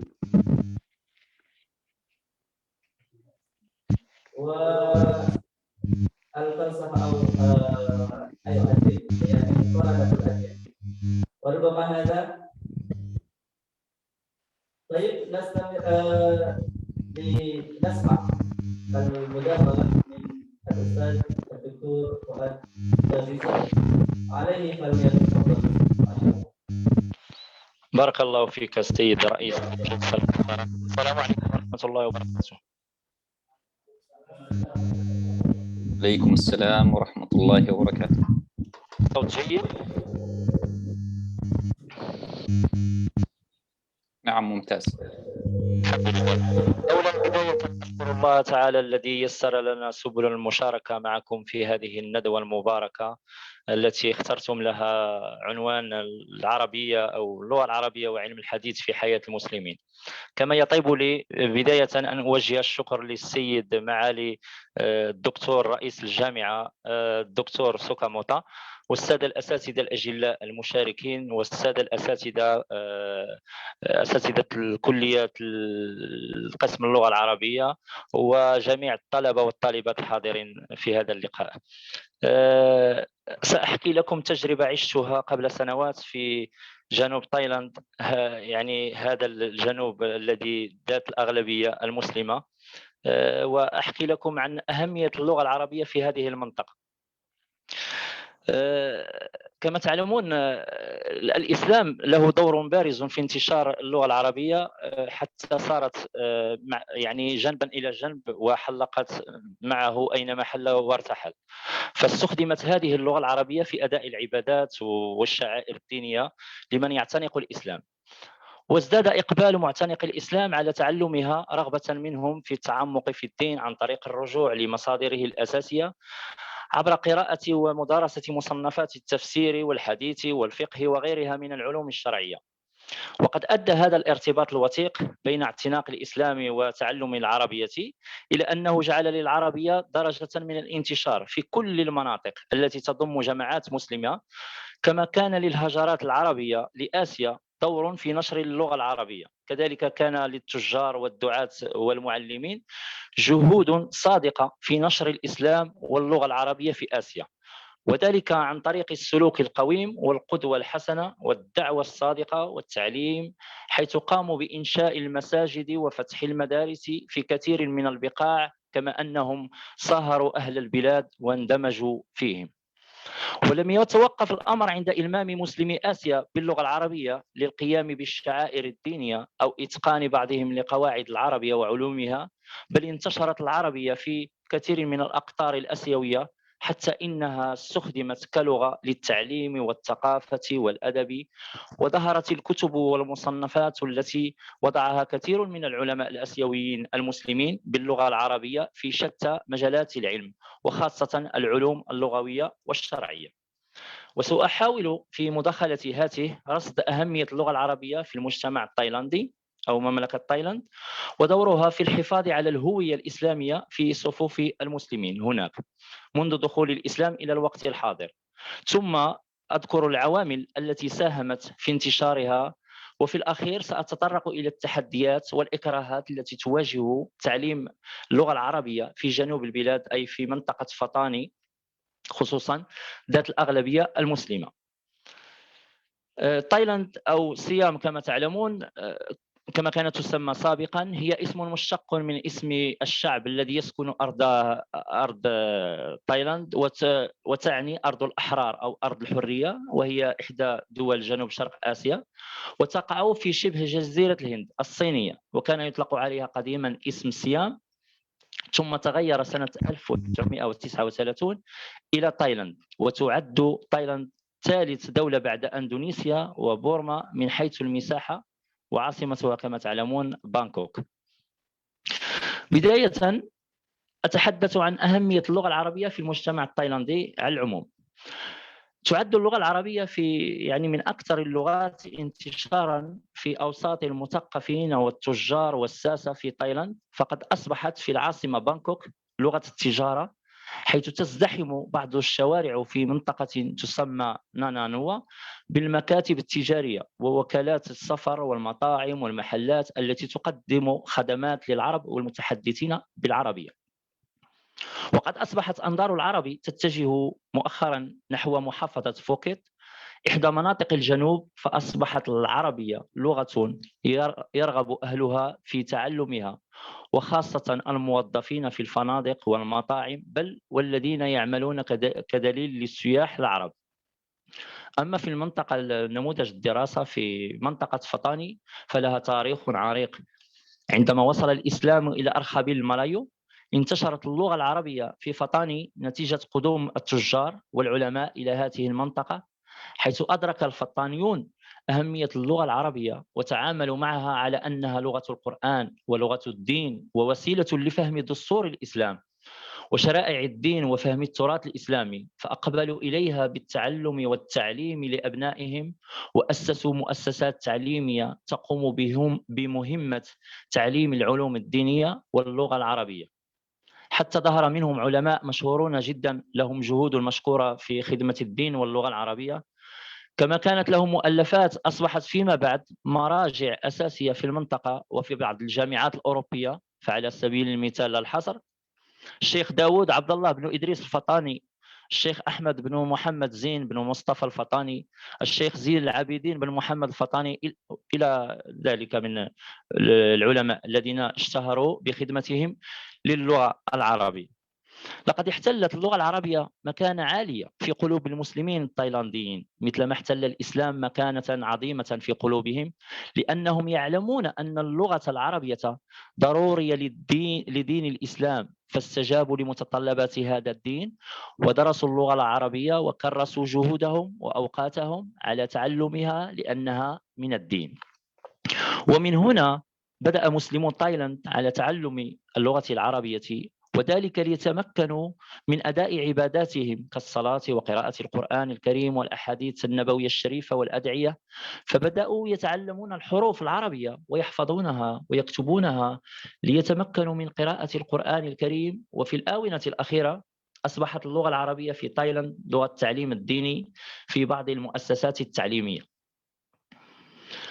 وبعدما ظهرت المدارس الإسلامية الأهلية ومدارس رياض الأطفال تطورت أهداف تعليم اللغة العربية وتعلمها في فطاني، فأصبحت تحظى بجميع المهارات اللغوية الأربع، وإن كان هناك اختلاف نوعي بين مستويات تحصيلها. أما التعلم والتعليم في المرحلة الجامعية فلا ينحصر في الهدف الديني والعلمي فقط، بل يهدف أيضا إلى استعمال اللغة العربية في مجالات الحياة المختلفة كالاقتصاد والأعمال الإدارية ونحو ذلك. ثم أنتقل بعد ذلك إلى الحديث عن عوامل، ما هي العوامل التي أدت إلى انتشار اللغة العربية في المجتمع التايلاندي أو في مجتمع المسلم في جنوب تايلاند.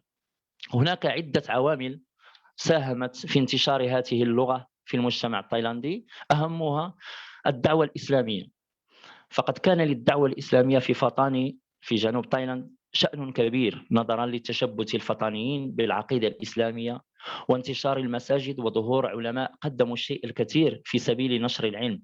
كانت فطاني دولة إسلامية مستقلة يقطنها المسلمون منذ العصر الملايو. ويحكمون أنفسهم بأنفسهم تحت ظل الإسلام. ودخلت الثقافة الإسلامية بلاد فطاني بدخول الإسلام، وانتشرت المساجد في أرجاء البلاد، وأسهمت المساجد في فطاني إسهاما عظيما في نشر العلوم الإسلامية.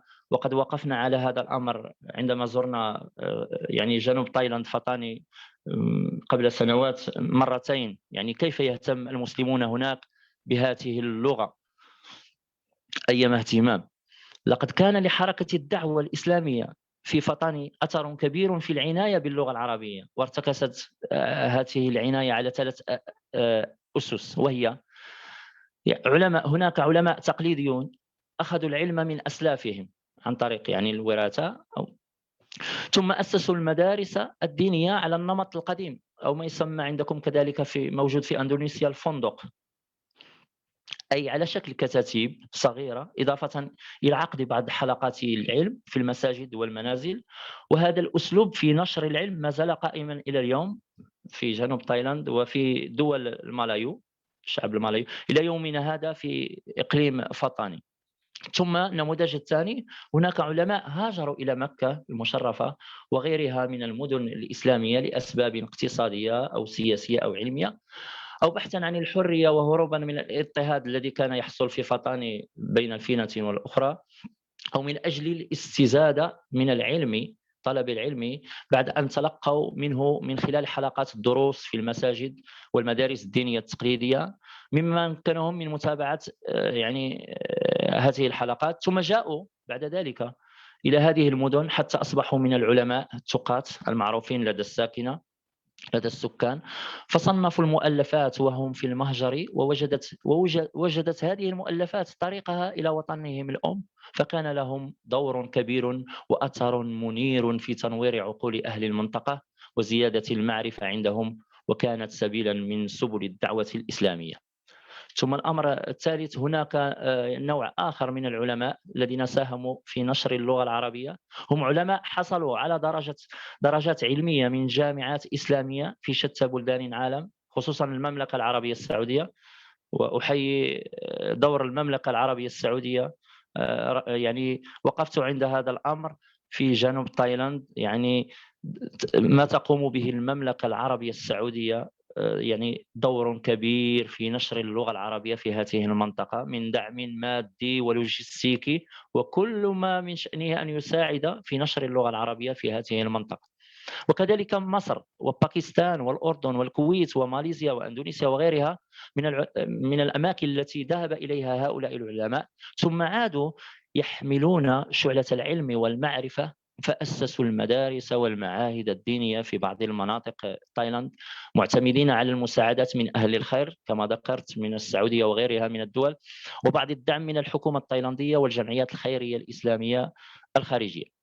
وكان لدور العلماء والشيوخ الفطانيين دور بارز في الدعوة الإسلامية وخدمة اللغة العربية، وبرز منهم الكثير أمثال سماحة الشيخ عبد العزيز بيطاك رئيس المجلس المركزي الإسلامي في تايلاند، وفضيلة الشيخ الدكتور إسماعيل لطفي جافاقيا، هذا العالم الرباني المشهور جدا الذي التقيته هناك والتقيته في المغرب قبل 2 ألقى الدروس الحسنية في حضرة صاحب الجلالة، يعني وله يعني باع طويل ودور كبير في نشر اللغة العربية وفي نشر تعاليم الإسلام هناك.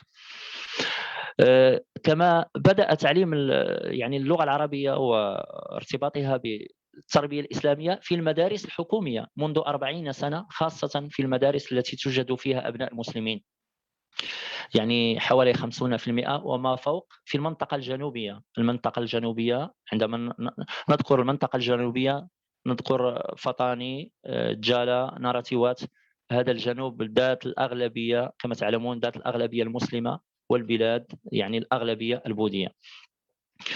لقد بدأ تعليم كما قلت بنسبة 50% وما فوق في المنطقة الجنوبية، ولكن الآن بدأ التوسع لكل المدارس بإيجاد منهج التربية يعني الإسلامية الأساسية العامة، مما يجعل كل المدارس أن يقوم بأهداف تطوير يعني الدروس من الناحية العلمية والشرعية والتخلق بالقيم الإسلامية واهتمام بالنفس والعمل بالدين، يعني ذلك بإجبار تدريس 80 ساعة سنويا أو حصتين في الأسبوع للمواد الأساسية، يعني حوالي 40 ساعة، والمواد الإضافية 40 ساعة.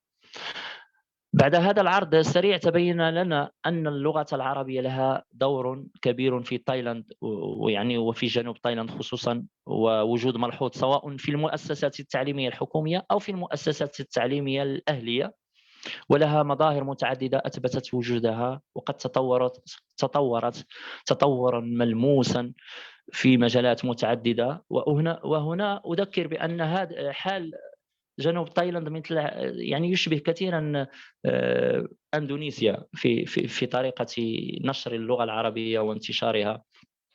ثم انتقل الى دور اخر ساهم في انتشار اللغه العربيه في جنوب تايلاند، الاهتمام بخريجي الجامعات من المسلمين.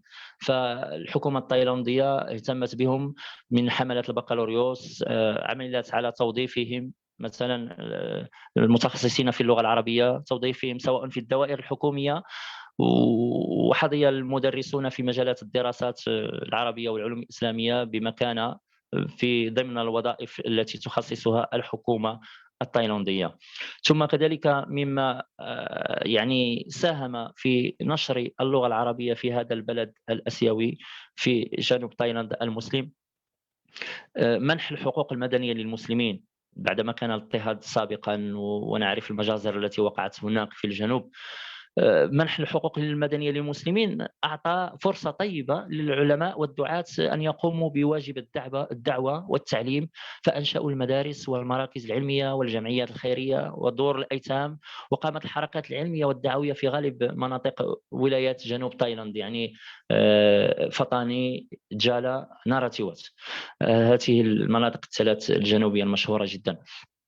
كما استغل العلماء الحاصلون على الدرجات العلمية من جامعات مثل المملكة العربية السعودية وغيرها من الجامعات الإسلامية الأخرى الفرصة، فهيئوا مجال التعليم العالي لأبناء المسلمين، فقاموا بإنشاء جامعة فطاني، الجامعة التي زرناها، وكلية الدراسة الإسلامية المشهورة جدا بالجامعة الأمير سونكلا، وأكاديمية الدراسة العربية بجامعة ناراتيوات، وغيرها من الكليات المشهورة الموجودة هناك.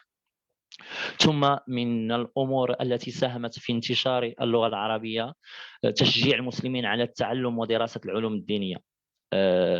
فالحكومة التايلاندية فتحت مجالا واسعا للمسلمين من الناحية التعليمية، كما منحت لهم حرية كاملة في تعليم العلوم الدينية والإسلامية، وعلاوة على ذلك تشجع أبناء المسلمين على التوسع في التعليم الإسلامي خصوصا في المحافظات الجنوبية، حيث يوجد هناك عدد كبير من المدارس الإسلامية سواء الحكومية أو الأهلية لتعليم اللغة العربية والعلوم الدينية، وأن عددا من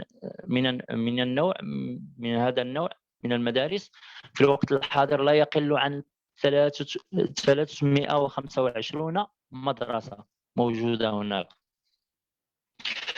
بالإضافة إلى ذلك يوجد كثير من المدارس الأهلية لتعليم العلوم الدينية والإسلامية في محافظات أخرى. تلك المدارس الأهلية من أهم المؤسسات التعليمية في المملكة التايلاندية، لذلك أعدت الحكومة مشروعا لتنظيم وتطوير المدارس هناك، فضلا عن تقديم منح. يعني من الأمور التي شجعت على نشر اللغة العربية تقديم منح دراسية للطلبة المتخرجين في هذا يعني من اللغة العربية للدراسة بالخارج في الدول الإسلامية ولتوسيع آفاقهم. علاوة على ذلك يعني قدمت الحكومة الدرجات العالية في داخل الجامعات يعني الكليات المتخصصة في الدراسات اللغوية والإسلامية. من الأمور كذلك التي شجعت على نشر اللغة العربية بناء المساجد وترميمها. هناك دعم كبير لبناء المساجد سواء في الجنوب أو في غيره، ومن أشهر المساجد هناك الجامع الكبير بولاية فطاني. من الأمور كذلك أيضا نذكر الاهتمام بالحروف الجاوية الفطانية، وهذه يشترك فيها أهل الملايو، حيث نرى لهذه الرموز الجاوية الفطانية مكانة عظمى لدى الشعب المسلم الفطاني لما فيها من صلة قوية بالحروف العربية، تلك الأداة الفعالة المستخدمة في الدعوة إلى الله سبحانه وتعالى، فيهتمون بها بالغ الاهتمام. عندما نبحث نطلع على اللغة الملاوية المكتوبة والمنطوقة سنجد تأثير اللغة العربية فيها واضحا، كما توجد المصطلحات والمسميات العربية التي تسربت إلى اللغات الملايو كثيرة جدا. نذكر منها على سبيل المثال الحصر أسماء الله الحسنى: آذان، فناء، جهاد، غيب، هلال، قيامة، يعني عديد من الكلمات الموجودة بين لغات الملايو أو اللغة الجاوية واللغة العربية. ثم بعد هذا سأختصر لأن الكلمة طويلة. سأذهب مباشرة إلى الحديث عن أهم التحديات التي تواجه تعليم اللغة العربية في جنوب تايلاند أو في فطاني. طبعا هناك تحديات كثيرة، لعل أبرزها هو بعد المنطقة، وهذا نفس الأمر تعاني منه أندونيسيا في تعليم اللغة العربية. بعد المنطقة عن العالم العربي ودول جنوب آسيا بصفة عامة تعاني هذا الأمر، مما يتعذر معه تحقيق مهارتي الاستماع والكلام. فهذا نجد يعني مجموعة من الطلبة في آسيا يتصلون ويريدون أن يمارسوا مهارة المحادثة، لأن لديهم مشكلة. تجده مثلا طلبة هنا أندونيسيين قبل أسبوع التقيت بهم، مهارتهم جيدة في الكتابة، ولكن في المحادثة يعني أتوا من أندونيسيا عندهم مشكل في المحادثة، وينبغي عليهم يعني أخذ دروس للدعم والتقوية في هذا الجانب. ثم النقطة الثانية من أبرز التحديات هي عدم وجود مقرر دراسي مناسب مع مستوى الطلبة، إذ يقتضي التناسب اختيار النصوص التي تغني بالمفردات يعني والأساليب وثقافة التخصص. فلا يمكن تعليم اللغة العربية لغير الناطقين بغيرها كما ذكر الأساتذة إلا من خلال منهج علمي خاص معد يعني على على أسس واضحة وبطريقة منظمة. ثم كذلك تعاني مملكة تايلاند أو جنوب تايلاند من قلة المعلمين المؤهلين لتعليم اللغة العربية للناطقين بغيرها. فالمنطقة في حاجة ماسة إلى متخصصين وخبراء من ذوي الكفاءة العالية للقيام بأعمال التدريس وتصميم المناهج وإعداد الكتب المنهجية والمواد التعليمية المناسبة وتدريب معلم اللغة العربية في المراحل التعليمية المختلفة. يعني هذا كذلك تعاني منه أندونيسيا، قلة المعلمين المؤهلين لتعليم اللغة العربية للناطقين بغيرها. ويمكن كاقتراح لهذا هذا المشكل فتح آفاق مع الدول العربية، يعني عقد شراكات واستقطاب أساتذة من دول عربية يكونون في البداية كأساس لوضع أو لمساعدة الأساتذة الموجودين هناك في وضع دروس اللغة العربية للناطقين بغيرها. ثم كذلك مؤسسات التعليم العربي في جنوب تايلاند ليس لها مشرفون تربويون ولا موجهون فنيون، وهذا يعتبر من أكبر الخلل في مجال التعليم العربي، وذلك لأن الإشراف والتوجيه التربوي هو مفتاح العملية التربوية كلها. ثم المنهج المعمول به في المعاهد الإسلامية يحتاج إلى التحسين، لأنه لم يحقق حتى الآن الأهداف المنشودة لتعليم اللغة العربية للناطقين بغيرها، لأن من أكبر القضايا التي يواجهها الطلبة في جنوب تايلاند عدم وجود منهج خاص لتدريس مادة اللغة العربية المقررة بمفهومه الجديد المخصص للبيئة والمجتمع هناك. ثم أن المدة الزمنية لتعليم اللغة العربية غير كافية لانشغال المعاهد بالمواد الأخرى من العلوم العصرية، وذلك ليتمكن الطلاب من الالتحاق بالجامعات والكليات الحكومية، إضافة إلى عدم توفر الكتب المدرسية المتخصصة. كذلك طرق التعليم المستخدمة غير يعني مقتصرة على القواعد والترجمة فقط. ثم كذلك أصعب الصعوبات في تعليم المهارة اللغة العربية لأبناء المسلمين تعليم مهارة الكلام والتعبير لعدم اهتمام بهما كما قلت سابقا، والاعتقاد أن الهدف في تعليم اللغة العربية تمكين الطالب من القراءة الصحيحة للنصوص العربية المكتوبة وفهمها فهما صحيحا من خلال فهم القواعد العربية لا غير. ثم في الختام، لأن الكلمة طويلة وأقتصر على هذا الحد، في الختام يتبين لنا أن اللغة العربية يعني لها دور بارز وعظيم في الحفاظ على الهوية الإسلامية لمجتمع أو لمسلمي فطاني وغيرهم من مسلمي جنوب شرق آسيا، غير أن تعليم اللغة العربية لا يزال يعاني من معوقات يعني ومشاكل التي تعرقل الوصول إلى الهدف المنشود. مرة أخرى أجدد شكري على دعوتكم الكريمة، وأتمنى لكم يعني كل التوفيق والنجاح، والسلام عليكم ورحمة الله وبركاته. وعليكم السلام ورحمة الله وبركاته.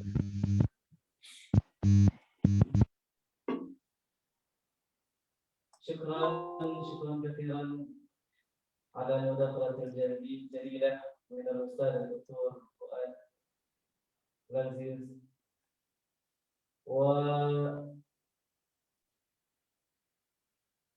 أن نستمر سنقرأ بعض النقاط باللغة الإنجليزية. Pertama-tama, Dr. Fuad menyampaikan tentang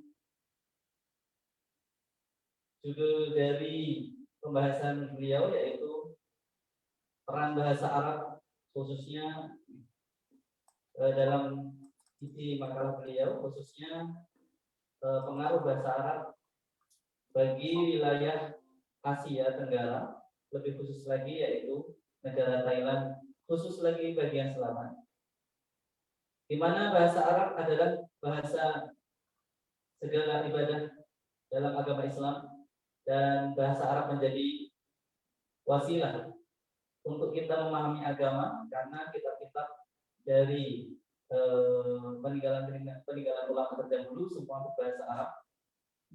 Dan kemudian bahasa Arab ini tersebar di Asia Tenggara dengan tersebarnya agama Islam di tangan para pendakwah Islam, yang kemudian mereka di sana menyebarkan pula bahasa Arab, sehingga lahir banyak ulama-ulama dari Thailand yang memiliki karangan-karangan berbahasa Arab.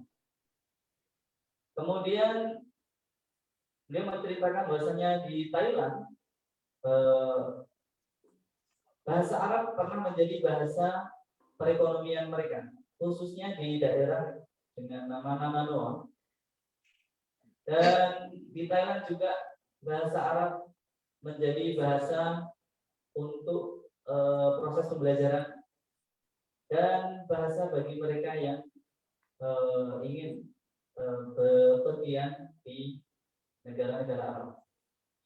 Kemudian negara bagian Papua ini memiliki perkembangan yang sangat signifikan, di mana bahasa Arab menjadi bahasa pembelajaran agama Islam, yang Papua ini sendiri mengalami perkembangan karena banyaknya digelar lembaga-lembaga agama yang mengajarkan agama dan bahasa Arab, karena mereka sangat menyadari bahwasanya bahasa Arab adalah bahasa Al-Quran dan bahasa agama kita, agama Islam. Kemudian lebih luas lagi di daerah Thailand Selatan, beberapa hal-hal yang mempengaruhi tersebarnya atau meningkatnya bahasa Arab, pengaruh bahasa Arab bagi mereka, di antaranya yang pertama yang paling penting adalah seperti tadi, yaitu dakwah Islam. Dengan munculnya banyaknya para ulama dan mereka mendirikan sekolah-sekolah Islam. Kemudian banyak juga para ulama yang mereka memiliki gelar studi atau gelar akademik yang mereka dapatkan dari negara Arab. Kemudian mereka pulang ke negara Thailand bagian selatan dan mereka mendirikan sekolah-sekolah atau pondok-pondok Islam. Sampai kemudian daerah Thailand Selatan ini bisa dikatakan 50% itu mengenal bahasa Arab, karena sangat banyak sekali lembaga-lembaga keislaman yang ada di sana. Kemudian ada perhatian dari pemerintah secara khusus bagi mereka pelajar muslim untuk mempelajari, untuk belajar di lembaga-lembaga Islam. Bahkan ada beasiswa yang terkadang diberikan oleh universitas yang berkaitan agar para pelajar dari Thailand ini bisa belajar di negara Arab. Kemudian banyak juga dibangun masjid-masjid yang mana ini juga mempengaruhi dikenalnya bahasa Arab di kalangan orang-orang Thailand, sehingga banyak sekali kosakata-kosakata yang menjadi bahasa mereka sendiri. Dan kosakata ini sangat dipengaruhi pula oleh ada yang namanya metode Pegon. Jadi di Thailand juga ada pesantren yang juga dimakna Pegon. Tapi Pegonnya mungkin dengan bahasa Melayu. Kalau tadi beliau menyebut Jawi ya, bahasa Jawa. Dan saya juga pernah mendengar itu. Yang kemudian dari sini mereka terkadang menerjemahkan kitab itu sendiri dengan bahasa kita. Misal jihad dimaknai jihad dan lain-lain, sehingga bahasa Arab menjadi bahasa mereka sendiri. Seperti yang tadi disampaikan oleh Dr. Salim.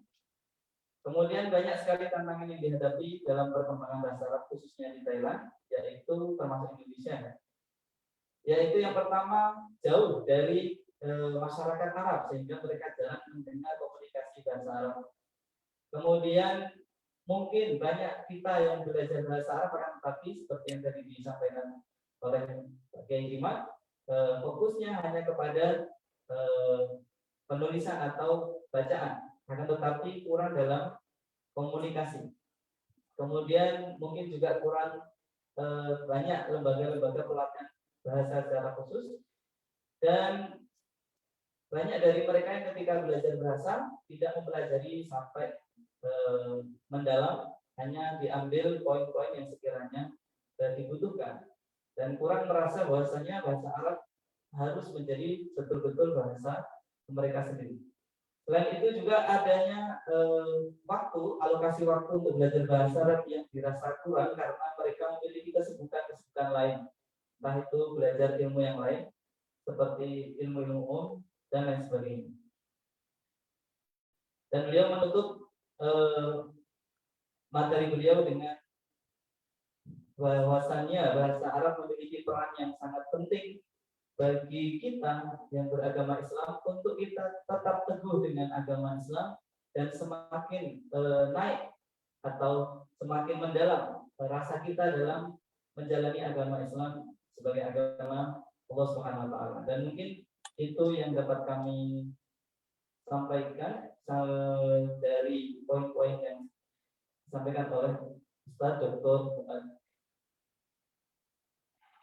ثم نستمر إلى المحاضرة أو المداخلة الأخيرة، وهي التي سيلقيها الأستاذ الدكتور أندي خليل الله، ومحاضر في الجامعة الإسلامية الحكومية سنن كاليجايا منذ عام 2018 إلى الآن،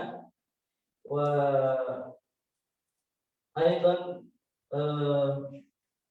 الباحث المساعد للدكتورة حميدة سليمة، وهي محاضرة بجامعة مالايا ماليزيا منذ عام 2019 إلى الآن، وولد في التاريخ 3 من مايو سنة 1990، وحصل على شهادة الدكتوراه في التخصص الدراسة الإسلامية في فن الآداب باللغة العربية، وله إسهامات وخبرات كثيرة في العالم الأكاديمي. ولا نطيل الوقت، فلنسمع المداخلة من الأستاذ الدكتور أندي خليل الله، عليه فليتفضل مشكورا.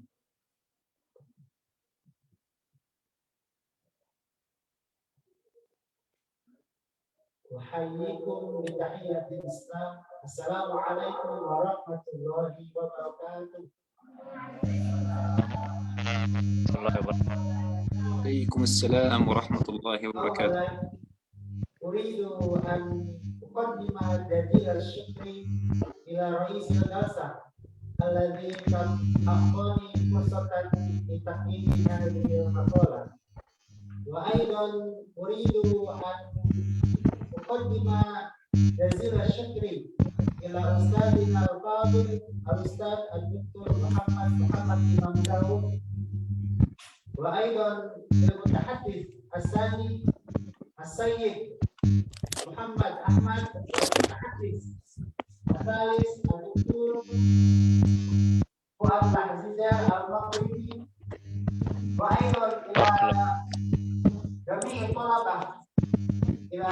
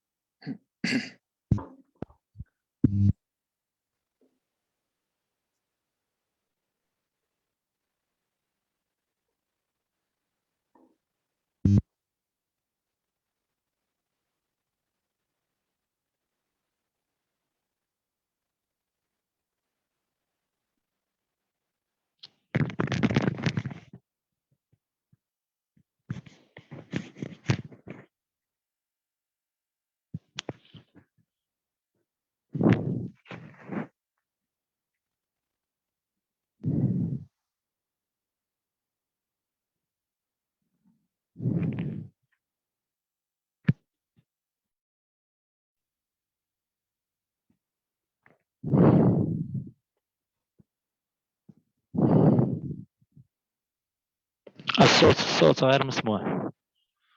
دكتور أندي.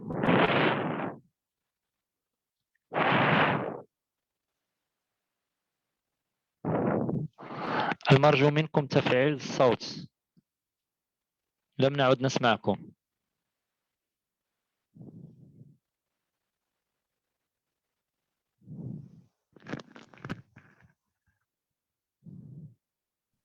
علم أصول النحو هو علم الذي يبحث في الأدلة النحوية الأساسية لاستخراج الأحكام والقواعد الفرعية لعلم النحو.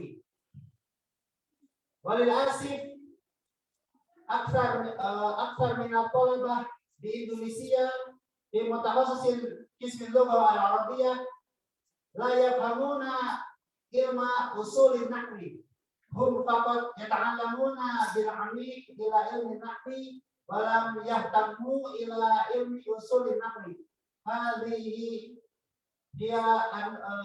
هذا النقص لنا. Jadi ada perbedaan antara ilmu nahwu dan ilmu usul nahwi. Ilmu nahwu itu kan yang mengkaji tentang perubahan harokat akhir.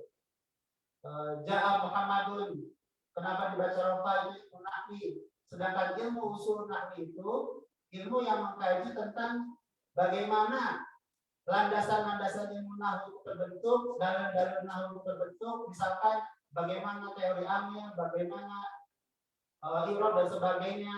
Nah, landasan-landasan inilah yang menyebabkan landasan-landasan inilah terbentuk dengan adanya ilmu usul nahwi. Next.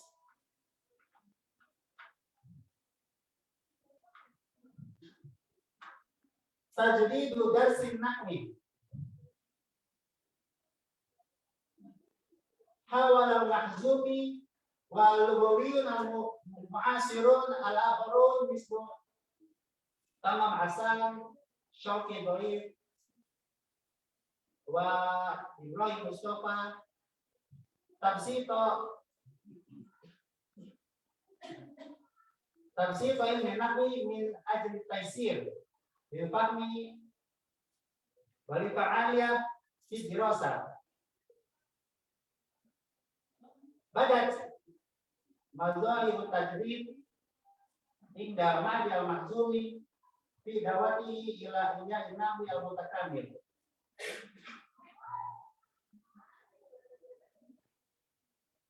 Idan al-ghawiyun al-mu'asirun yuhawiluna tabsita ilmi nahwi bisuhulati fahmina khususan inatikina diwainiha. Jadi pembaharuan ilmu nahwu itu diadakan, diupayakan untuk memudahkan para pemerhati bahasa Arab dalam memahami ilmu bahasa Arab atau ilmu nahwu seperti itu. Next.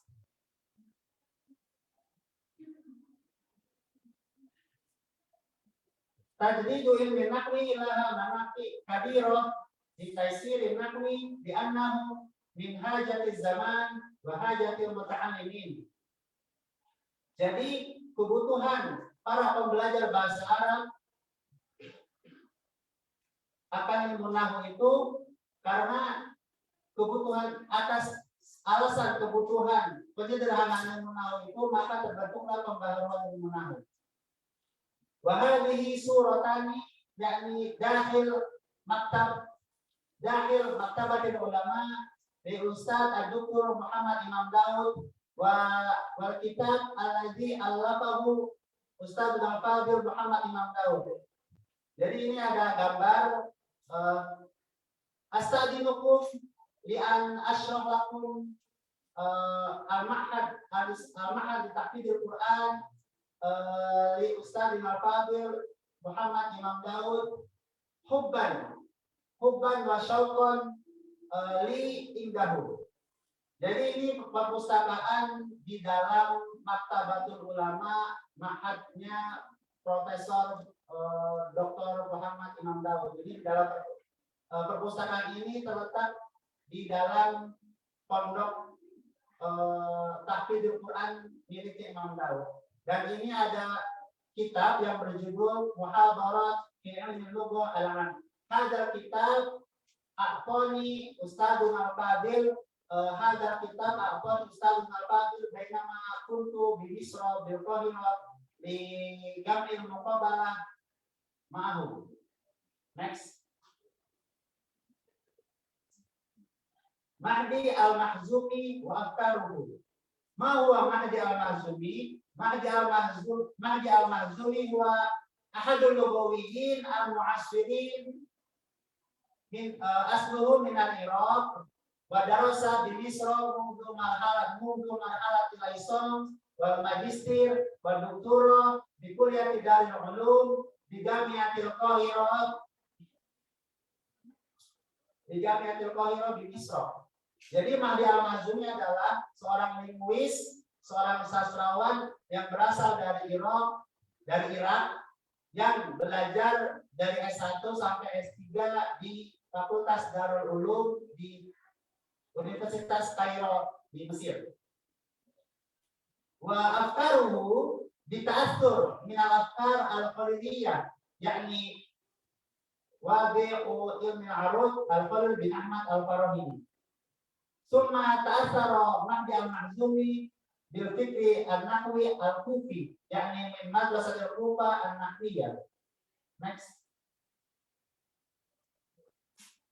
Karena al-Mahzumi mutatawwi'an lil jadid wa tatawwur fi majalil ilmi wa lamma kanat ad-da'wa ila tadbib wa islahil manahij aliyah fi Misra akhadha biha fi majalil nahwi ma'a Ustadi Ibrahim Mustafa sahibu kitab Ihya al-Nahwi li'annahu musyrif al-Mahzumi fi dirasati al-magister.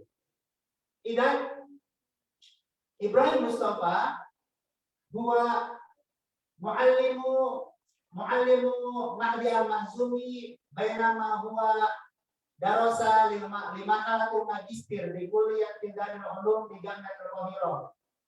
Kana musyrif awal di kitabati risalatihi alati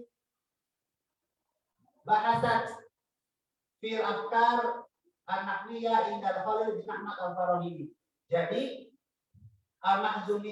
Mahdi al-Mahzumi pada saat menulis tesisnya ketika S2 itu dibimbing oleh linguis Arab Mesir modern yang bernama Ibrahim Mustafa.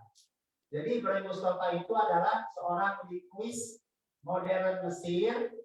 Beliau juga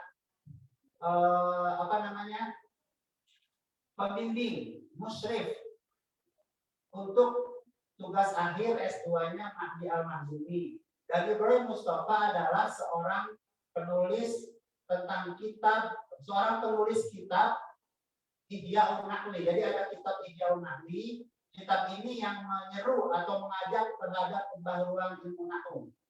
Jadi Mahdi Al-Mazuni itu dibimbing langsung oleh seorang linguis Arab modern terkemuka yang bernama Ibrahim Mustafa.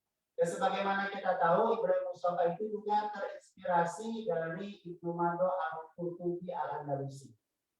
Yes. Manhaj Al-Mahzuni. Al-Manahij Al-Mahzuni fi Taisir Nahwi hunaka tanqasimu ila ismain nazari wa tatbiqi. Nah, ini wajahnya Mahdi Al-Mazuni yang paling depan. Hada Mahdi Al-Mazuni wa zumalauhu fi Iraq. Oke, next. Al-Kutub allati katabaha Mahdi Al-Mazuni. Al-Asar wal mu'alafat Mahdi Al-Mazuni, yakni fi nahwi al-arabi, nahwu wa tawjih, fi nahwi al-arabi, qawaid wa tatbiq, madrasatul Kufah wa manhajuha fi dirasatil lughah wal nahwi, Abqariyun min al-Basrah, ad-darsul nahwi fi Baghdad, a'lamun fi nahwi al-arabi, Al-Khalil bin Ahmad Al-Farahidi, a'maluhu wa manhajuhu qadaya fi nahwi wa tarihi. Min hadhil kutub na'rifuha ala anna al-afkar an-nahwiyah inda Mahdi Al-Mazuni muta'assara aw bita'assur min Khalil bin Ahmad Al-Farahidi wa aidan min madrasatul Kufah. Jadi dari beberapa karangan buku Mahdi Al-Mazuni ini dapat diketahui dengan jelas bahwasanya pemikiran Mahdi Al-Mazuni itu banyak terinspirasi dari Imam Khalil bin Ahmad Al-Farahidi dan juga Madrasatul Kufah. Next. Manahij Al-Mahzuni fi Taisir Nahwi. Ilmu qiyas an-nahwi wal ilal wal amil wa bab tanazu wal ishtighal wal irad at-taqdiri wal mahalli. Asani tanzimul abwab an-nahwiyah. Asalis ad-da'wah ila ihya'i nahwi al-fariri. Rabi' bana tabwiba mawdu'at an-nahwi ala asasi la ala asasi al-i'rab wa i'adati tasnif al-adawat ala asasi ma'aniha. Taqsimul kalimah arba'ah. Al-ism, al-fi'l, al-adah, wa kinayah. Kama arafna fi nadhriyati an-nahwi at-taqlidi fi ilmi an-nahwi at-taqlidi al-klasiki yang qasimu kalam ila thalatha. Al-ismu wal-fi'lu wal-harfu. Walakin inda Mahdi Al-Mazuni hunaka arba'ah. Isim, fi'il, adah, wa kinayah. Jadi teori nahwu klasik itu kan yang kita ketahui pembagian kalam kan ada 3, isim, fi'il, huruf. Tapi menurut Mahdi Al-Mazuni itu 4, isim, fi'il, adah, dan kinayah. Huruf itu digantikan, al-harfu digantikan dengan adah. Kenapa digantikan dengan adah? Karena adah ini terinspirasi dari madhabnya nahwu Kufah. Kinayah itu identik dengan pengganti daripada domir, seperti itu. Wa taqsimul kalimat min haitsu irabiha wa binaiha ila mu'arraf.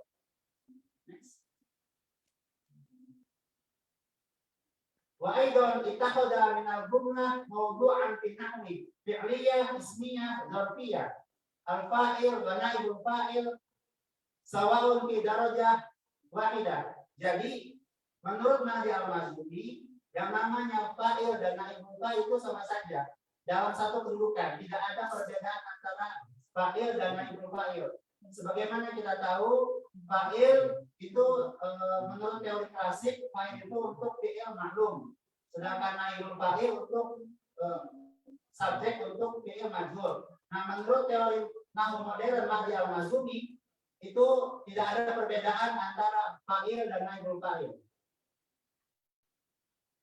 عدم تقدير الفعل بالجمل. وضع المصطلحات النحوية الجديدة كان وأخواتها أفعال الوجود، الاهتمام بالأساليب اللغوية، الإعراب علامتان، الضمة للإسناد والكسرة للإضافة. النحو الكلاسيكي ينقسم الإعراب إلى أربعة: رفع، نصب، خفض، جزم. وفي نحو الحديث الضمة الإعراب علامتان فقط علامتان، الضمة للإسناد والكسرة للإضافة. تطبيق الإعراب خاتمة بدرسه النحوي. المناهج النحوية معتبرة من منهج الكوفيين.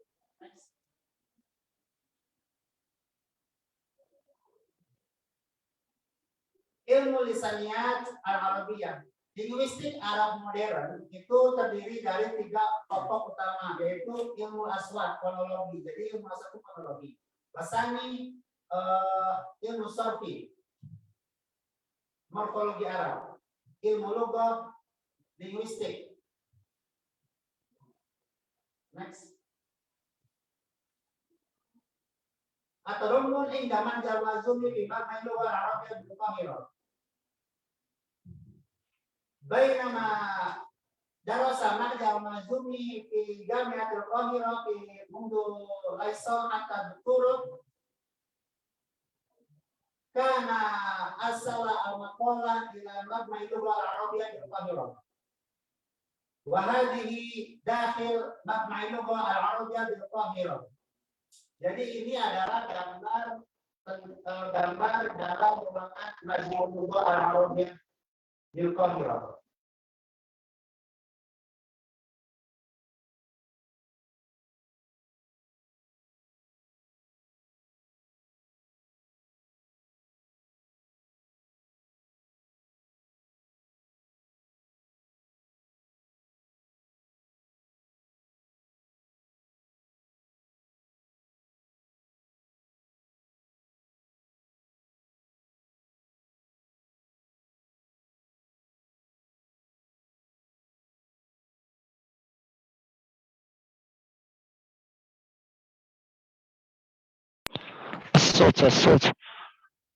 الصوت غير مسموع، المرجو تفعيل الصوت.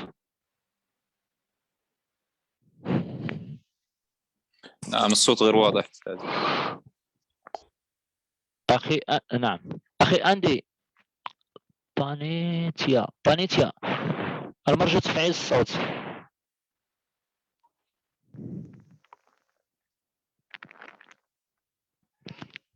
خليل الله لم نعد نسمعه.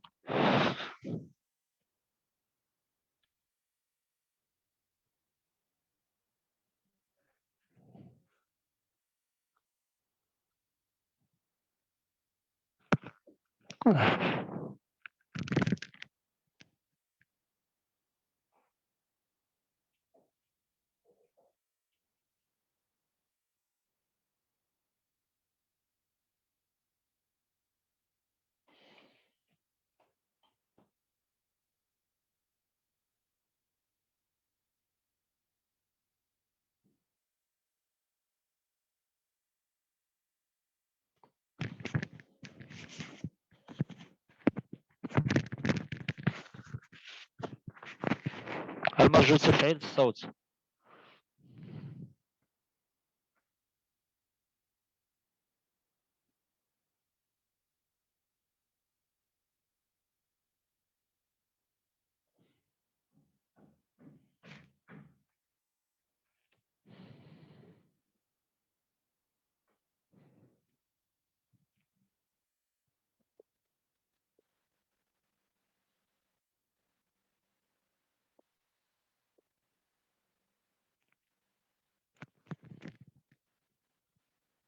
Ono, kata ini.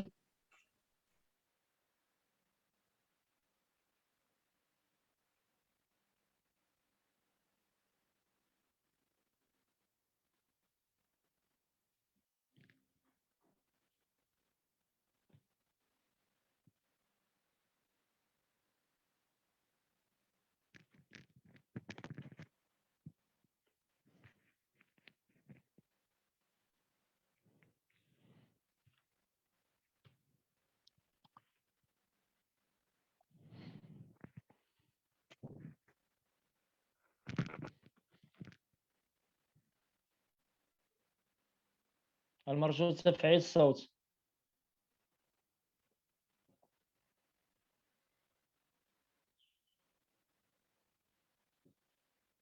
وعلم الصرف كذلك التلمم على عند المحزومي في مبنى اللغة العربية في القاهرة، ثم الإجابة أو آراء الغربيين المصريين في العصر الحال بخصوص الأفكار الحديثة عند المحور المحزومي.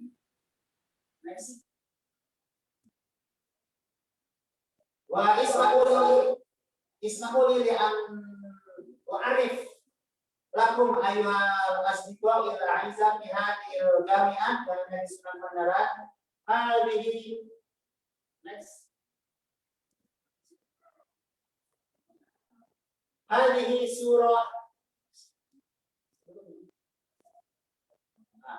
هذه صورة أمام مكتبة العلماء وداخل مكتبة العلماء للأستاذ القادر الأستاذ الدكتور محمد إمام داود. مكتبة العلماء أنشأها بتوفيق الله وفضل السيد الأستاذ Mustafa Ashir Ahmad.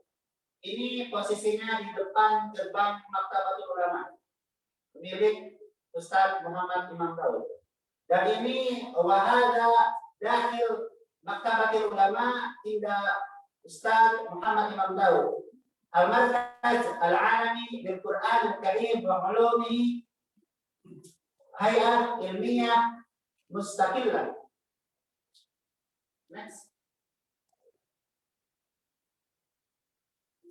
وهذه صورة بناء قريب من مكتبة العلماء. البناء القريب من مكتبة العلماء. بينما كنت سكنت في دراسة خلف مسجد الأزهر، وبينما كنت أريد أن أزور الأستاذ الدكتور محمد Imam Daud إلى مكتبة العلماء، ركبت metro. Saya naik metro. Kalau di sini mungkin KRL. Kalau di Jakarta KRL. Saya naik metro dari Kairo ke dari Darosa, naik ini dulu, naik angkot dulu ke stasiun metro. Dari stasiun metro di dekat kota Kairo, naik metro ke Maktabatul Ulama. Dan ini bangunan yang dekat dengan Maktabatul Ulama, Madaris Al-Husainiyah Al-Khosor. Wahada dakhil maktabah dakhil maktabah. أو جمال قط دوت. بص هنا بتصور واحد إنجليزي مع جمال قط. رئيس لجنة الفتوى الأسبق في الأزهر الشريف يعني الشيخ جمال قطب. وصورة الثانية يعني الشيخ جمال قطب معلم الطلاب من بينما كنت هناك الطلاب من إندونيسيا من الأستاذ الدكتور Samidu yata'alamuna di Maktabatul Ulama. Jadi perlu kalian ketahui, Maktabatul Ulama yang dimiliki oleh Profesor itu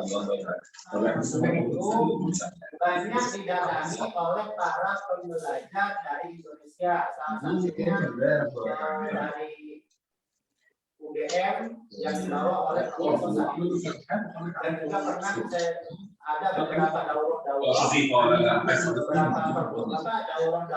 yang dibawa oleh Prof. Samidu yang mana diikuti oleh beberapa mahasiswa Indonesia. Salah satunya yang pernah saya dengar Bu Ade, Jogja, di Jakarta, itu yang pernah saya dengar. Masih banyak lagi mahasiswanya yang datang ke Maktabah untuk belajar. Bil Asif Syekh Jamal Qutub Allah Yarham beliau wafat di bulan April tahun 2020. Jadi foto ini diambil pada bulan Februari akhir tahun 2020 dan saya bisa bersalaman dengan beliau dan qadarullah Syekh Jamal Qutub tuwfiya fi syahri April sanata 2020.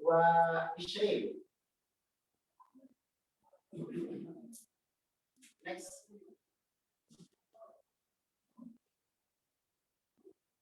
وهذه داخل المكتب والأخير يعني الكلمات الطيبة بكلام الأستاذ الدكتور محمد إمام داود. إن الله لا يضيع أهله تحصل بالعزة والجبروت واعتصمنا برب الملكوت وتوكلنا على غيره الذي لا يموت ربنا اصرف عنا الأذى إنك على كل شيء قدير غير الديار عادي السبيل الضيف الرحيم والعالي المؤدب بكلام الأستاذ محمد إمام داود. والآخر يعني اللهم ارحم اللهم احرسنا بعينك التي لا تنام واحفظنا في كنفك الذي لا يرام وارحمنا بقدرتك انك على كل شيء قدير امين يا رب العالمين. شكرا جزيلا على اهتمامكم واخيرا السلام عليكم ورحمه الله وبركاته. Tasbih lalu tepuk tangan. Masya Allah. Terima kasih Dr. Andi. Terima kasih. Kemudian ada asatidzah wa dakatirah fudala في هذا الوقت نفتح مجالا للأسئلة. تفضل يا الأستاذ. شكرا.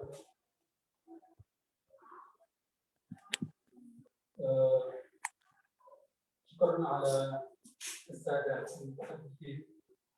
ندوتنا بمثابة المؤتمر الآسيوي الأفريقي سنة 1955 حيث استقبلت فيه كثير من الدول الإسلامية في آسيا وأفريقيا. فنتمنى أن يكون هذا المؤتمر أو هذه الندوة الافتراضية الدولية للغة العربية تجعل اللغة العربية غير مستمرة فيما بعد. ذلك لأن اللغة تابعة للناطقين بها. إذا كان الناطقون باللغة العربية مستقلين عن اللغات الأخرى مثل الإنجليزية والفرنسية مثلا فإن العربية لا تستعمل هذه اللغات والعكس صحيح. فمن شعر بالدنيا عندما تتعلم أو تتكلم باللغة العربية فإنه ما زال مستعمرا. طيب السؤال لأستاذنا الحبيب عن يعني كما قال صاحب العمرية والنحو أولى أولا أن يعلم إن الكلام دونه لا يفهم.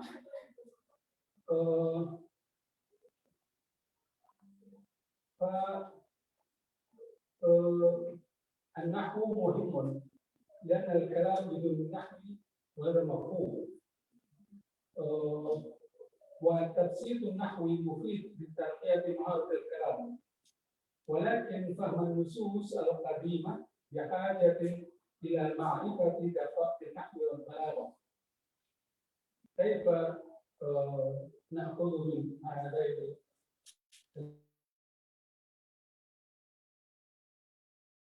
كما عرفنا هناك حديث أنزل القرآن على 7 أحرف. بعض العلماء يفسرون 7 أحرف بأنه اللهجات العربية، وهناك على الأقل 35 قولا. السؤال هل هناك علاقة بين 7 أحرف الأصوات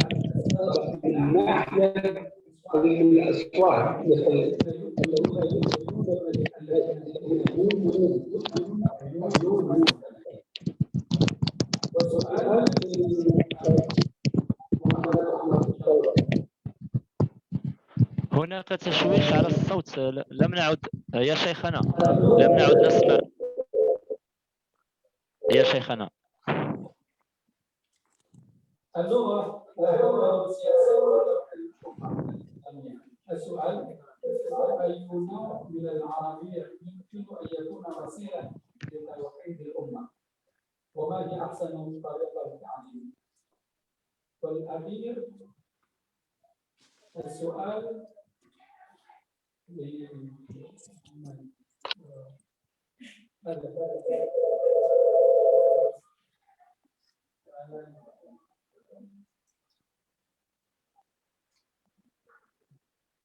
شكرا على السؤال الأول، وهناك السؤال الثاني ربما من أصحابنا في زوم.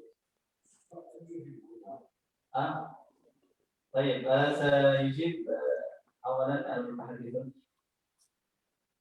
السؤال الأول متجه إلى الشيخ الدكتور محمد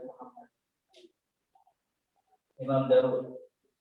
فإذا سمحت الأستاذ الدكتور محمد داود تفضل بالإجابة.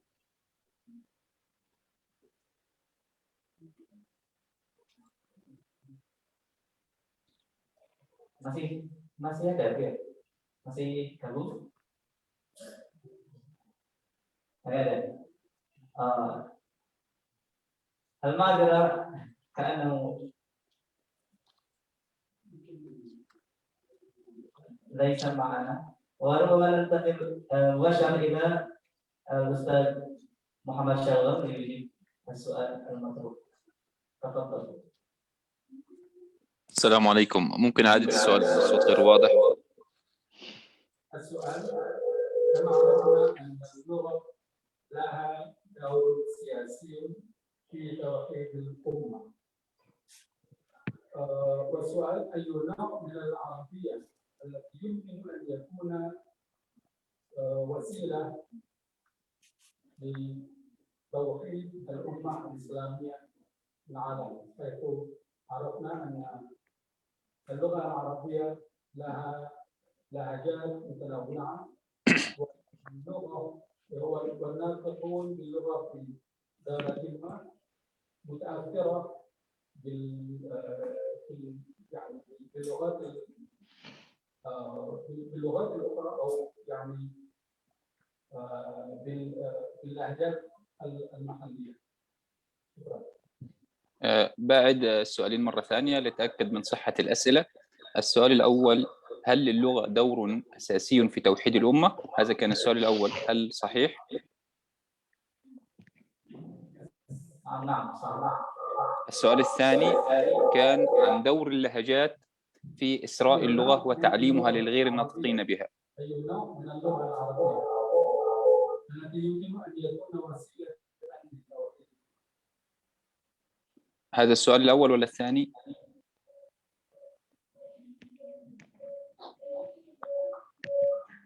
الصوت منخفض جدا أستاذي، لو ترفع الصوت. نعم الصوت غير مسموع. أي نوع من العربية اللغة العربية الفصحى أو اللغة العربية الخاصة أو اللغة العربية الفصحى القديمة أو الفصحى المعاصرة أو الدارجة أو التي يمكن أن يكون وسيلة. بسم الله الرحمن الرحيم، والصلاة والسلام على خير خلقه سيدنا محمد وعلى آله وصحبه وبعد. حينما نتكلم عن دور اللغة في توحيد الأمة، فإذا نظرنا إلى العالم العربي والعالم الإسلامي نجد أن الرابط الوحيد بين أبناء العربية هو اللغة. فلو نظرنا مثلا إلى الجزء الغربي من آسيا اللي هو لبنان وشمال الغربي من سوريا، نجد أنهم يدينون بالديانة المسيحية، ومع ذلك الرابط معنا ومعهم هو اللغة. فالدين هنا قد اختل في هذه المنطقة وظلت اللغة هي الرابط الأساسي. إذن للغة دور أساسي في توحيد الأمة. فبعض العلماء يقولون أن اللغة هي العنصر الأساسي في تحديد الهوية، وبعضهم يراها أن هي أحد العناصر في تحديد الهوية. هذا بالنسبة للسؤال الأول. أما السؤال الثاني وهو أي نوع من أنواع اللغة العربية يتم بها توحيد العالم الإسلامي، لي وجهة نظر متواضعة جدا. فأنا أرى أن اللهجات وإن تعددت فهي ثراء للغة الأم. فاللهجة مهما اختلفت أو مهما قل مستواها عن الفصحى فهو في الأساس ثراء للغة الأم. فأرى ورؤيتي على قدر محدوديتها أن تعلم الغير ناطقين بالعربية للهجات هو ثراء يتبع تعلمه للفصحى. يعني أنا أرى أن الفصحى تأتي في المقام الأول ثم يأتي بعدها تعلم اللهجات. فنجد مثلا اللهجة المصرية، اللهجة الدمشقية، اللهجة البغدادية، اللهجة المنتشرة في الصحراء العربية في نجد وما حولها، اللهجة المغربية بدول الشمال الإفريقي. هذه اللهجات تأتي في المقام الثاني بعد اللغة الفصحى. فأنا أرى، وهذه محدودية القليلة المتواضعة، أن توحيد الأمة العربية فجميع أبناء العرب يفهمون من يتحدث الفصحى، فلله الحمد هذه النقطة واضحة وجلية. أما اللهجات هي في الأساس ثراء للغة الفصحى. هذا بالنسبة للإجابة على السؤال الأول. السؤال الثاني بعيد مرة ثانية، فإذا كان واضح يا ريت تصححونه قبل الإجابة عليه. هل تعلم اللغة العربية لغير الناطقين بها يكون باللغة الفصحى أم باللهجات؟ هل هذا السؤال صحيح؟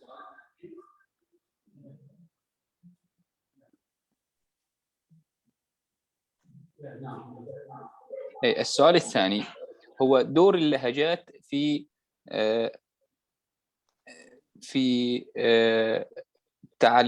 ودورها الفعال في تعليمها لغير الناطقين بالعربية. تقريبا احنا أجبنا على السؤال هذا كجزئية من السؤال الأول حينما قلنا أن اللهجة هي ثراء للغة نفسها، فهي توليد من توليدات اللغة، وهي أيضا إضافة للغة. فبالتالي نجد أن كما كانت اللغة لها دور في توحيد الأمة، أيضا اللهجة لها دور في إضافة وإثراء وتوليد معان للغة الفصحى. فكما قلت أرى أن الدارس للغة العربية من غير الناطق بها أو من غير أولاد العرب إذا درس اللغة الفصحى وتمتع بمعرفته وثقافته وإلمامه لأحد اللهجات فهو إثراء لمادته اللغوية. هذا والله أعلى وأعلم. نعم، وصلت الإجابة. شكرا. مشكور أستاذي الفاضل. السلام عليكم. وعليكم السلام ورحمة الله وبركاته. في أستاذة تريد أن تتدخل؟ الأستاذة سلمى محمد حسين.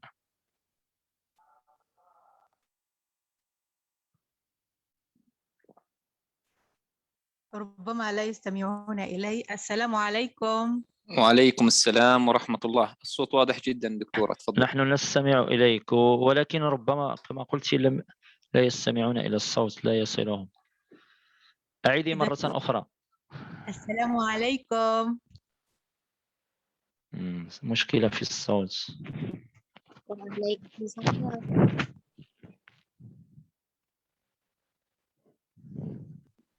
بارك الله فيك دكتور فؤاد ودكتور محمد أحمد. عفوا، الآن ربما يستمعون. السلام عليكم. وعليكم السلام. الصوت واضح جليا عندنا دكتورة، ولكن نعم، عندهم الصوت غير مفعل. نعم. الصوت عندهم غير مفعل.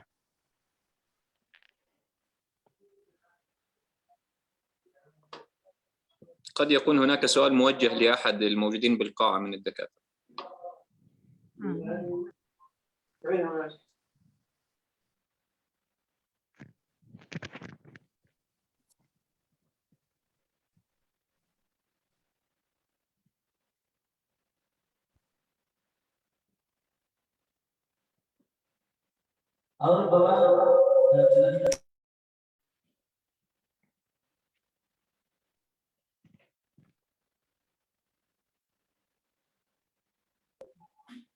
Syekh Imaduddin Sukamto,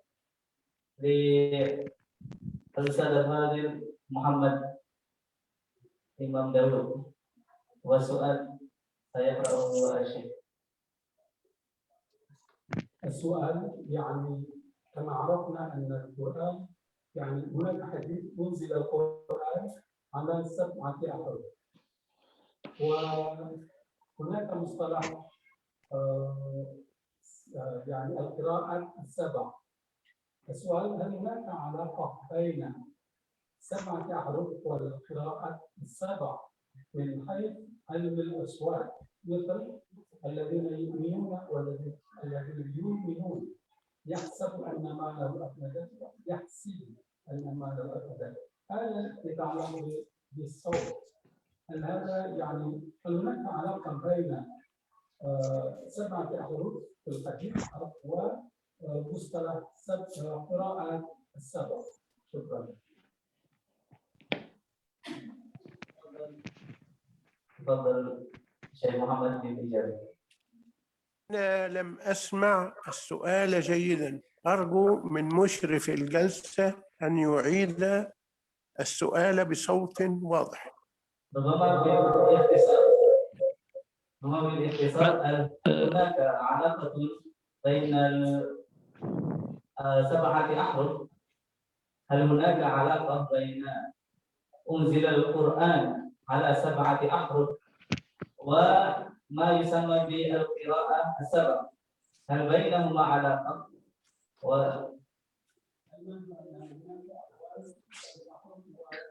اللهجات العربية 7 أحرف واللهجات العربية والقراءات ال7، هل هناك أثر من اللهجات العربية؟ يعني هل صوتنا مسموع؟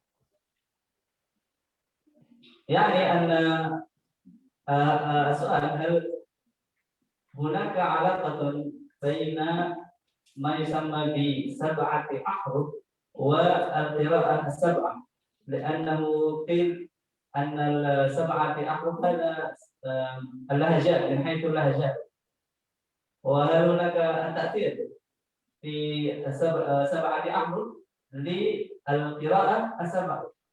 وهذا السؤال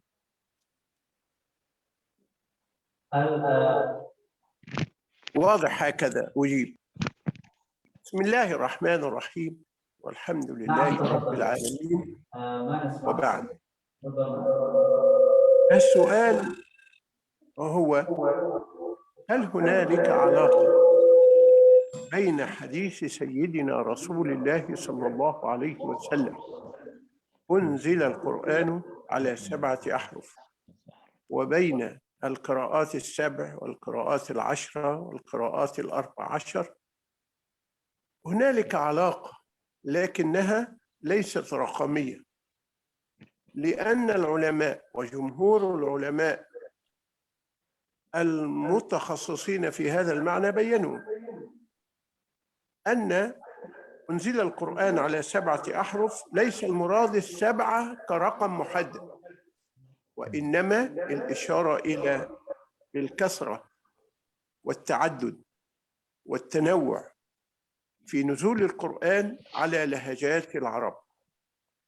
وبالتالي فال7 في القراءات ال7 هي مشمولة ضمن الحديث على سبيل العموم، وليس على سبيل التحديد أنها 7 تساوي 7. القراءات ال10 أيضا هي من القراءات ال14 هي من تقع تحت نطاق ومضمون ودلالة أنزل القرآن على 7 أحرف، لأنه جاء البيان على أنها للتعداد والتنوع والرغبة في التيسير على كل لهجة بأن تنطق قراءة القرآن بحسب لهجتها في طريقة النطق لللفظ العربي تيسيرا وعملا. ولقد يسرنا القرآن للذكر فهل من مدكر. هذا ما عليه جمهور العلماء. فإذا ليس التحديد هو المقصود 7 أو القراءات ال7 هي تساوي يعني 7 أحرف التي أشار إليها الحديث، ولكن ال7 التي في الحديث إنما هي لبيان مقصد التنوع والتعدد وشمول كل ذلك للتوسعة والتيسير على الناطقين من أصحاب اللهجات المختلفة فهي تشمل 7 وتشمل 10 وتشمل 14. غير أن هنالك ضوابط، هنالك قواعد في هذا الفن، أن كل لهجة إذا أحببت أن تتكلم بها فينبغي أن تكون في نظام اللهجة، سواء في قواعدها، سواء في صرفها، سواء في طريقة النطق الصوتي. يقول ابن جني في الخصائص: واعلم أن كل لهجة صاحبها مصيب إذا التزم قواعدها، لكن اسمع مني التلفيق، أقول ثانية وأنبه، التلفيق بالجمع بين اللهجات والجمع بين القراءات في مقام واحد لغير المتعلم دون رعاية القواعد الخاصة بكل لهجة، إنما هذا يوقع في فساد كبير من المعاني ومن الأداء. لذلك هنالك ضوابط. وأيام أن كان المرحوم الإمام الشيخ محمود خليل الحصري رئيساً لهيئة القراء في مصر، جمع هذه الضوابط ووضعها في كتاب لمن أراد أن يرجع إليه، ليبين ما قاله ابن جني في الخصائص من أن كل قراءة ينبغي أن تؤخذ مجملة، وسجلت على هذا بصوت الشيخ قراءة خاصة بورش، قراءة خاصة بنافع، قراءة خاصة بحمزة، إلى آخر ذلك، حتى نسير وفق الهدي العلمي الذي نحذر منه التلفيق بين القراءات المختلفة أو بين اللهجات المختلفة. هذا والله أجل وأعلم.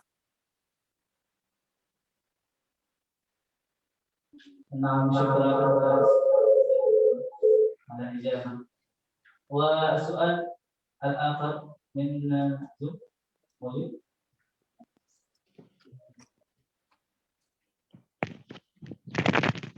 توجد سيدة أستاذة سلمى، توجد سيدة عبر الزوم تريد أن تتدخل.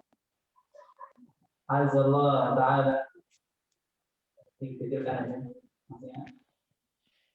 السلام عليكم.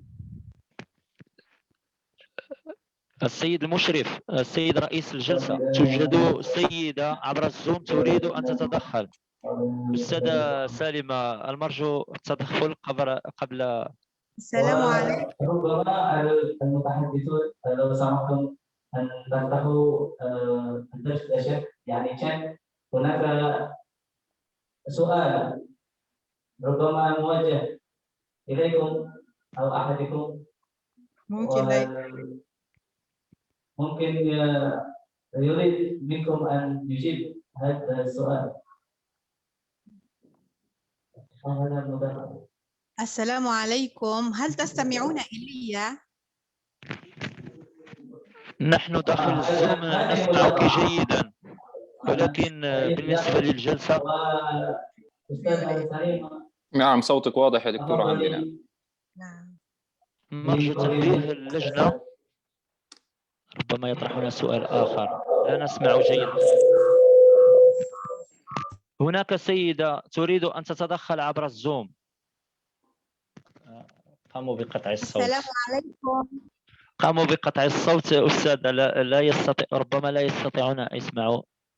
أخي أندي، تسمعني؟ هناك سيدة داخل الزوم تريد أن تتدخل. السلام عليكم أخي أندي، نحن لا نستمع إليكم. دكتور أندي، نحن لا نستمع إليكم. ربما الآن يشير إلي. هناك سيدة عبر الزوم تريد أن تتدخل، تسمعون؟ السلام عليكم. تفضلي أستاذ. السلام عليكم. أنا أسمع السيدة وهي تتحدث. نعم، كلنا داخل الزوم نسمعها باستثناء أساتذة خارج. الآن يسمعون. السلام عليكم. تفضلي أستاذة سامي. السلام ورحمة الله وبركاته. عليكم السلام ورحمة الله وبركاته. تحية الإسلام، السلام عليكم ورحمة الله وبركاته. أحيي جميع الحضور وخاصة دكتور العزيز دكتور سكمتو والدكتور مرجوكو الذي يتابعنا عبر زوم، وأحيي الدكتور أندي خليل والدكتور محمد آدم وجميع الحضور. أريد بمناسبة اللغة العربية أن تسمحوا لي أن أقول: لغة إذا وقعت على أسماعنا كانت لنا بردا على الأكباد، ستظل رابطة تؤلف بيننا، فهي الرجاء لناطق بالضاد. أحيي جميع محبي اللغة العربية. سؤالي للدكتور محمد داود: أشكرك دكتوري العزيز، وأقول لك: ما هي أسباب ضعف اللغة العربية لدى العامة؟ والسؤال الثاني للدكتور محمد أحمد: هل للمناهج دور في ضعف اللغة العربية؟ والسؤال الثالث للدكتور فؤاد: هل للبيئة والأهل دور في ضعف اللغة العربية سواء كان في الدول العربية أو خارج الدول العربية أي الدول الأجنبية؟ وسؤالي للدكتور أندي خليل: هل لديك طريقة في التعامل مع الطلاب الإندونيس لتعليمهم قواعد اللغة العربية؟ لأن كما رأيت كتاب الدكتور المخزومي كتاب جيد، ولكن كيف يستطيع الطلاب فهم هذه القواعد؟ شكرا وبارك الله فيكم وجزاكم الله ألف خير. شكرا جزيلا لكم. السلام. بالترتيب أبدأ الإجابة. تفضل أستاذ شيخنا الجليل. تفضل. بسم الله الرحمن الرحيم. ضعف أية لغة أو قوتها إنما بضعف أهلها أو قوتها. فحين يكون أهل اللغة أقوياء تكون لغتهم قوية، وحين يكون أهل اللغة ضعفاء تكون لغتهم ضعيفة. فاللغة بأهلها قوة وضعفا.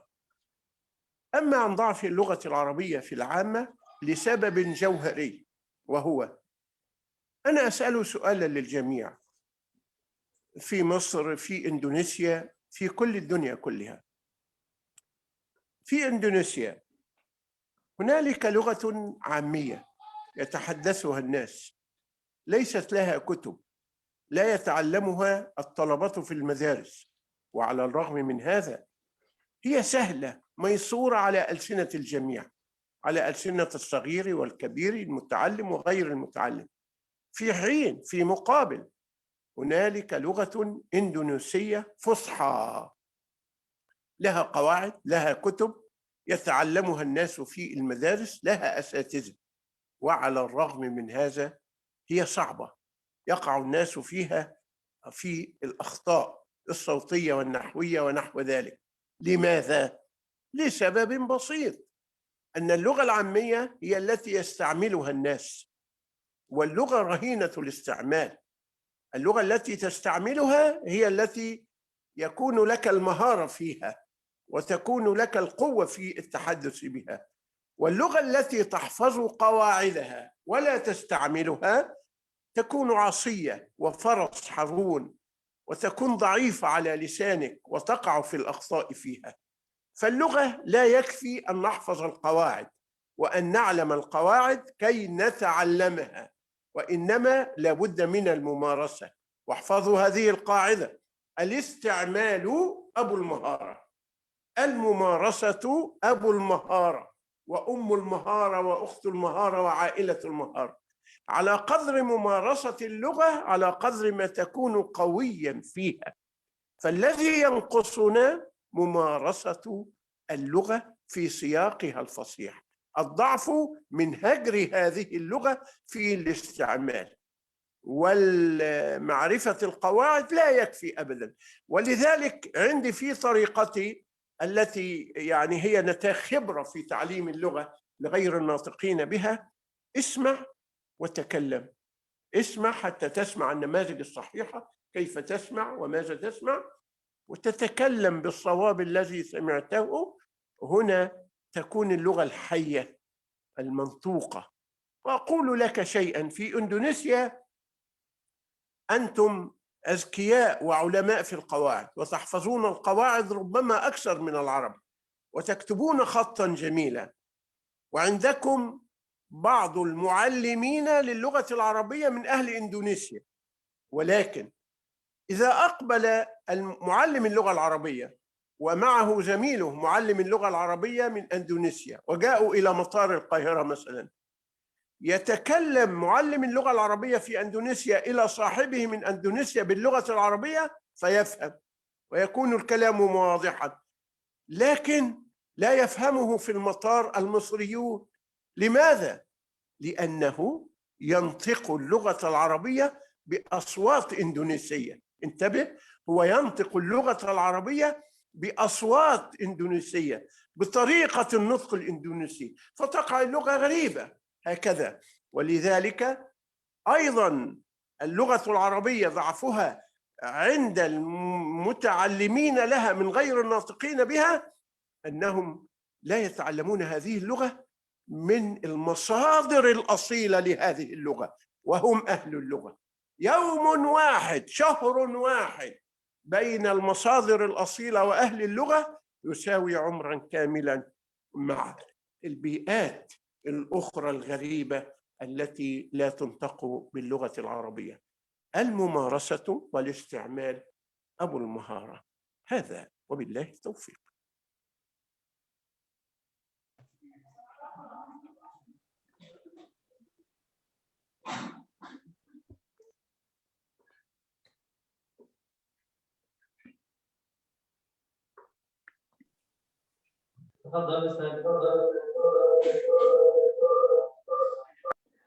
بسم الله الرحمن الرحيم، والصلاة والسلام على خير خلقه. أتوجه بالشكر أيضا للأستاذ والشيخ الجليل الأستاذ محمد إمام داود على توضيحه. كما أتوجه في بداية حديثي، السؤال كان: هل للمناهج دور في ضعف اللغة العربية؟ نبتدئ قليلا وتمهيد بسيط. أن اللغة العربية كانت لغة الشعر ولغة الخطابة في البادية والحواضر في شبه الجزيرة العربية، وما أن أتى الإسلام بهذه اللغة إلا وسريعا وفي فترة وجيزة أصبحت هي لغة للمختبرات ولغة للعلوم التجريبية وللعلوم الفلسفية والإنسانية كالمنطق والفلسفة وللفقه والحديث والتفسير، ثم أصبحت أيضا هي لغة المختبرات للعلوم التجريبية كالهندسة والرياضيات التي تقدم فيها العرب. فهؤلاء العرب الذين تكلموا بالفطرة لم تكن عندهم مناهج. فهنا نقول أن المناهج التي تدرس الآن في المدارس الحكومية والأهلية في الوطن العربي وخارج الوطن العربي ليس بها قصور، وإنما لا نغفل ما تعرضت له البلاد العربية والإسلامية من هجمات متتالية بعد الحروب الصليبية، من محاولة للسيطرة على اللغة، وكما قلنا إشهار السلاح اللغوي في وجه اللغة العربية كالهوية العربية. فنقول أن إشهار الفرنسة لبعض الدول العربية كالشمال الإفريقي، أو إشهار ما نقول هيمنة اللغة الإنجليزية على دول عربية في الشرق الأوسط كمثلا التعليم السعودي أو التعليم المصري أو التعليم لبنان أو تعليم السوري، فنجد هنا هيمنة للسيطرة الإنجليزية أو للغة الإنجليزية في التعليم. وكذلك هذه السيطرة لها دور في ضعف اللغة العربية الفصحى عند أبناء هذه المناطق. لما؟ لأن هذا ما يسمى بالاستعمار اللغوي أو الهيمنة اللغوية. فمثلما استشهدنا بقول السياسية الغربية سوزان جلاسر في قولها بعد أحداث 11 من سبتمبر: آن الأوان لتقليص حجم اللغة العربية في مناهج التعليم في الدول العربية ودخول اللغة الإنجليزية. فهنا الكلام واضح والهجمة واضحة وصريحة في تقليص حجم اللغة العربية. وبعض الدراسات الحديثة أثبتت أن حجم التعليم الغربي أو التعليم بغير اللغة العربية داخل البلاد العربية وصل إلى 75% من حجم المواد التي يدرسها الطالب. فهنا القصور ليس قصور في المناهج، لأن هذه المناهج ولله الحمد تعد على يد معظم القادة التربويين بالجامعات، سواء بالجامعات التربوية أو بالتخصصية في الأدب والفنون أو في التربوية تخصص التربية. فهنا المناهج ليس بها قصور وليس بها خلل، وإنما لا نغفل الجانب الاستعماري للغة والجانب الهيمنة اللغوية. فنحن ولله الحمد المجامع اللغوية قادرة على إعادة هذا التوازن بفضل قادتها والأساتذة الأفاضل الموجودين بها، ولكن الخلل قادم من الهيمنة والسيطرة الغربية للغة، سواء الفرنسية أو اللغة الإنجليزية، ومحاولة فرضها ولو بالدبلوماسية شيئا ما، والفرض الإجباري لبعض البلاد كمساعدات مادية في مقابل فرض اللغة الفرنسية في التعليم. فهنا نتحدث عن سيطرة وسلاح لغوي يهيمن على بعض المناطق في بعض أجزاء الوطن العربي، كما قلنا الفرنسة في الشمال الإفريقي، وكما قلنا هيمنة اللغة الإنجليزية في الشرق الأوسط كمصر والسعودية والإمارات والكويت وما حولها من الدول. فهنا نتحدث عن سيطرة لغوية ولا نتحدث عن خلل في المناهج. أتمنى أن أكون قد وفقت في الإجابة، وشكرا لكم.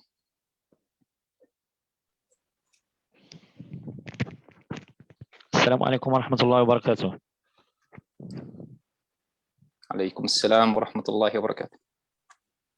الشكر موصول للأستاذ سالم على هذا السؤال القيم. جزء منه أو أغلبه أجاب عنه الأستاذ شيخنا الجليل محمد داوود حول ضعف اللغة العربية، يعني تأثير البيئة والأهل في ضعف اللغة العربية. أقول أنه عندما زرت جنوب تايلاند، فطاني، ولاية فطاني الجنوبية، وجدت أن كما قال الشيخ الجليل أن يعني داخل الفصول الدراسية يدرسون اللغة العربية، يعني وبمجرد الخروج عن الفصل الدراسي لا تجد اللغة العربية، بل يعني يتحدثون باللهجات الموجودة هناك، لغة المالايو إلى غير ذلك من اللهجات الموجودة. يعني هذا لا يساهم في تجويد يعني المحادثة باللغة العربية، وهذا يعني يؤثر حتى على مثلا إذا أتيحت لهم الفرصة لزيارة إحدى الدول العربية كما قال الشيخ، مثلا يأتون للمغرب أو إلى مصر فيجدون صعوبة في التفاعل مع باللغة العربية مع الطلبة، يعني حتى المبتدئين في اللغة العربية، لأن الأغلبية في الدول العربية يتحدثون باللهجات وليس اللغة العربية. فهناك من الطلبة كذلك داخل الدول العربية يجد صعوبة في فهم أولئك الطلبة الذين يأتون من جنوب شرق آسيا. ولهذا إذا أراد هؤلاء يعني مسلمي جنوب شرق آسيا أن يتقنوا هذه اللغة ويحسنوا من أدائها، يجب عليهم استخدامها خارج الفصول الدراسية، يعني في المنزل، يعني أثناء يعني في المحلات التجارية أثناء شراء الأشياء يجب استعمالها، لأن هذا العائق الذي ذكرته في مداخلتي، بعد تلك المناطق عن الدول العربية، يعني يؤثر سلبا على تعلم هذه اللغة. فاللغة كما قال الشيخ هي محادثة، هي استعمال وليس دراسة ويعني وكتابة. يعني مجرد يعني أن تتوقف عن الدراسة خلال العطلة الصيفية فتجد الطالب لا يتذكر شيئا عند بداية الموسم الجديد. كيف نعم، هذا أقول قولي واستغفر الله لي ولكم، والسلام عليكم ورحمة الله وبركاته. أنا أفهم عفوا.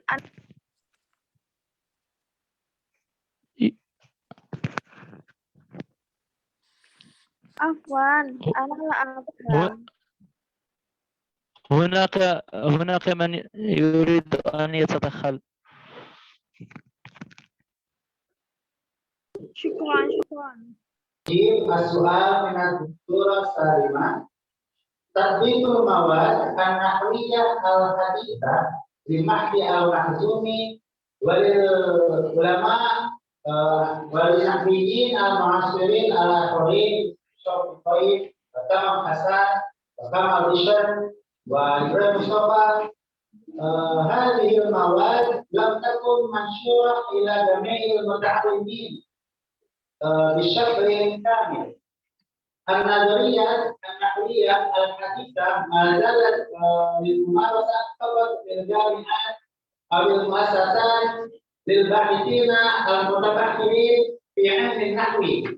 إذا لم تكن في سائر المتعلمين، مثلا للمتعلمين المتبحرين في علم النحو هم يتعلمون النظريات النحوية الحديثة، ولتطبيق نظريات النحوية الحديثة لم تكن للمبتدئين، لم تكن للمتعلمين للمتعلمين المتبحرين. شكرا جزيلا على سؤال الدكتورة سامي. Alhamdulillah, ijabah من قبل المتحدثين والتصفيق لهم tangan. Kemudian nanti ربما نتصل خلاصة di Indonesia.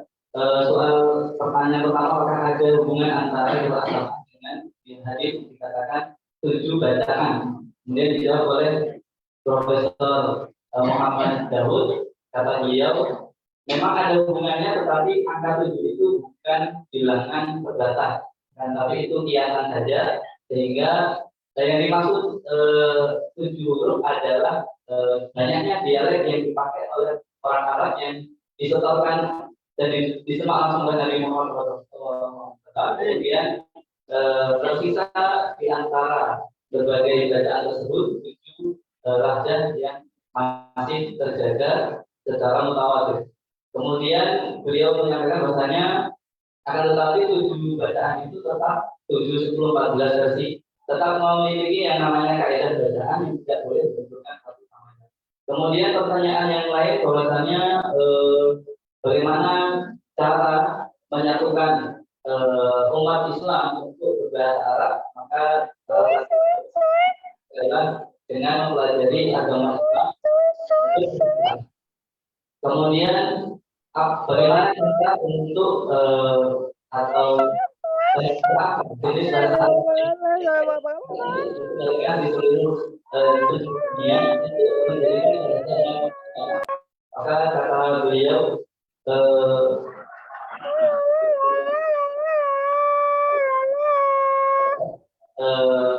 yang patut sebenarnya adalah bahasa Arab Fusha, karena di sana adalah kaidah-kaidah yang kompeten. Kemudian istilahnya standarnya Fusha. Akan tetapi nanti kemudian mau dari yang lain.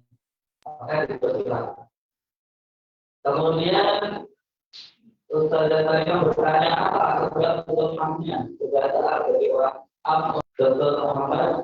Kemudian yang kedua, mungkin mereka belajar tapi tidak pernah mempraktekkan bahasa Arab, tidak pernah tulis, atau belajar bahasa Arab tidak pernah berbicara menggunakan bahasa.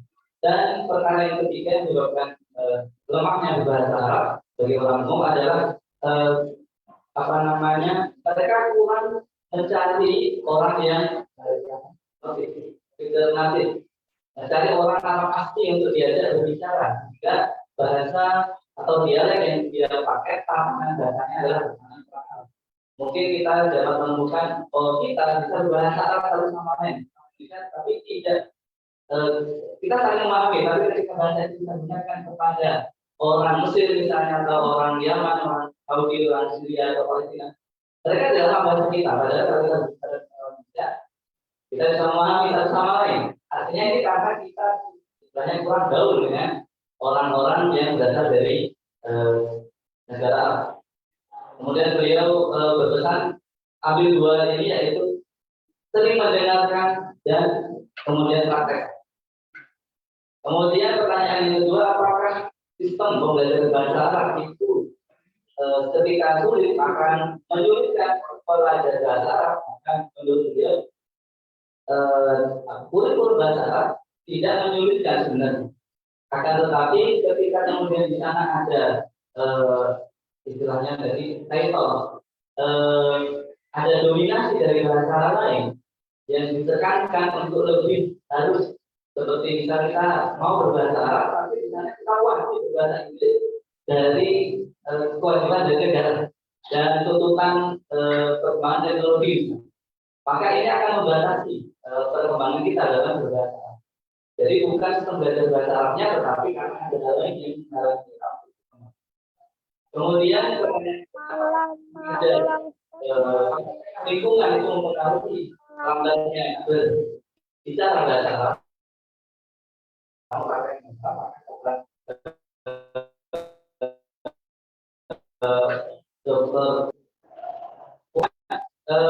Memang di Thailand itu ya seperti kita di Indonesia kita belajar mampu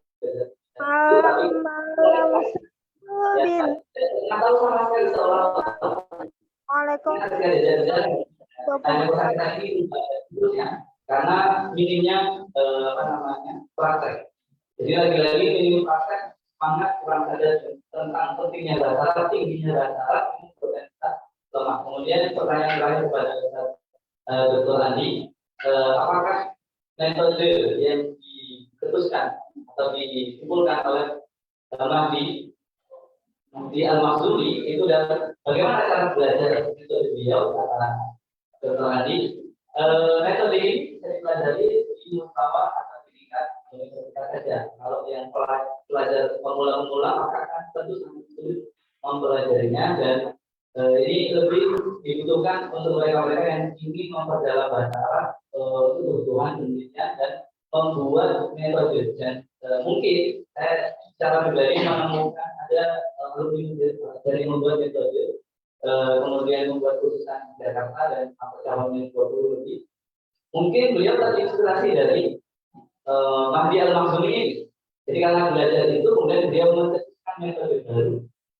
Bagaimana cara belajar bahasa Arab bagi orang Indonesia terus.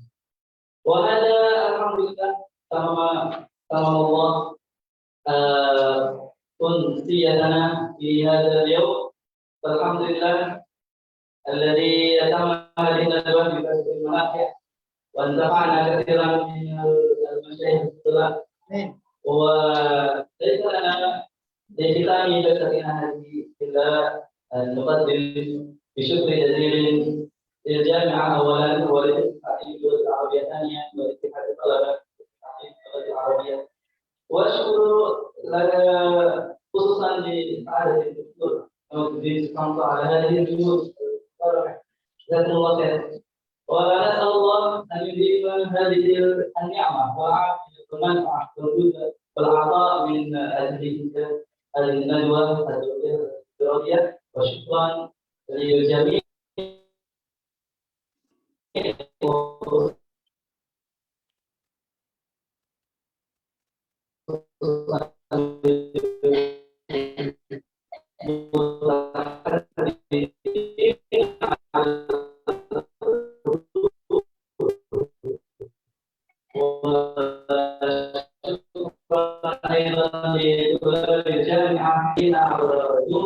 ولهم على كثير من الأمر والعلم والعلم.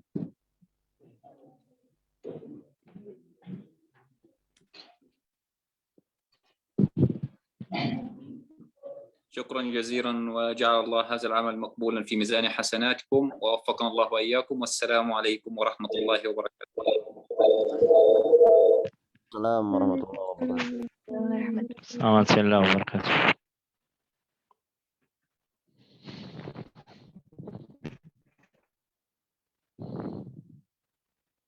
السلام عليكم ورحمة الله شيخنا الجليل. السلام عليكم. بارك الله فيكم، حفظكم الله. السلام عليكم جميعا ورحمة الله وبركاته، ووفقكم حفظكم الله الله جميعا لخدمة لغة القرآن الكريم، فهي اللهم أصالتنا آمين. وعزنا، وهي أداة للتنمية الروحية كان نكون موصولين بالقرآن وبالسنة وبالدعاء والصلاة، موصولين بالله تعالى، اللهم آمين. نعم متكلميها لتكون حية على ألسنتنا ضرورية.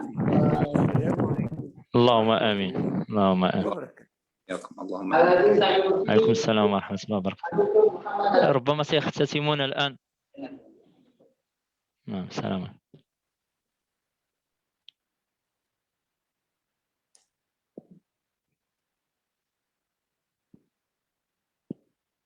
الحمد لله رب العالمين والسلام على المرسلين.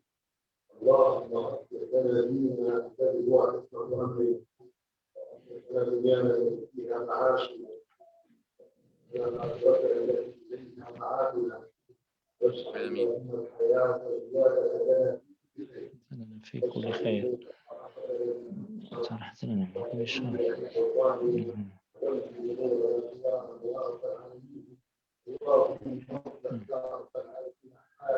اللهم آمين يا رب العالمين.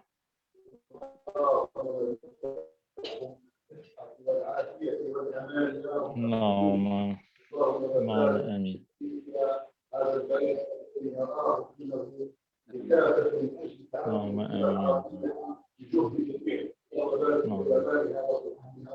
اللهم آمين. ما تحب وترضى وارضى عنا يا رب العالمين الوباء يا رب العالمين. اللهم آمين. ولا يكون لك يا رب العالمين الشهداء برقي والنفع في هذه السورة إن شاء الله. وآخر دعوانا الحمد لله رب العالمين. جزاكم الله. جزاكم الله خيرا. جزاكم الله خيرا. بارك الله فيكم.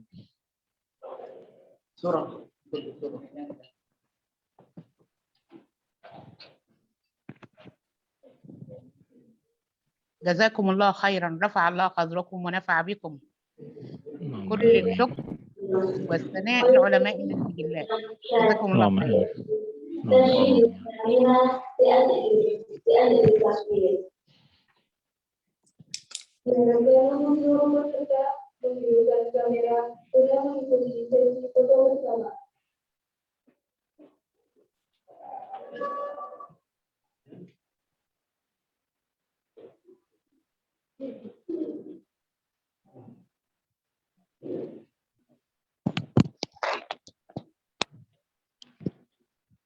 Untuk semua peserta mungkin bisa menghidupkan kameranya.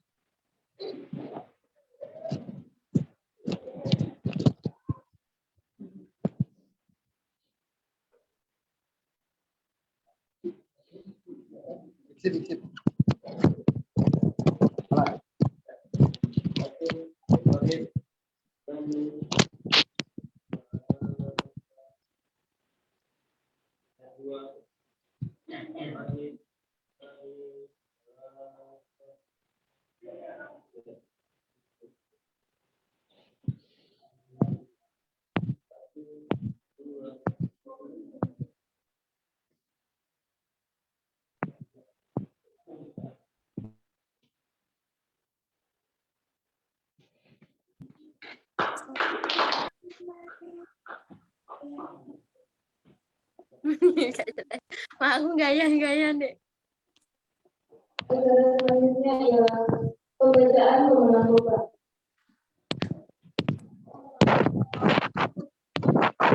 Yang pertama lomba cover lagu biasa.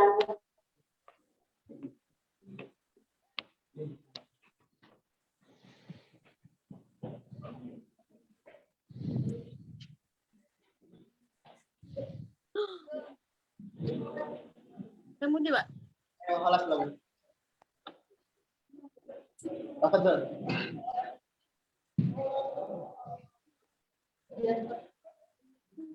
Doi punya. Pengumuman juara lomba. Pertama cabang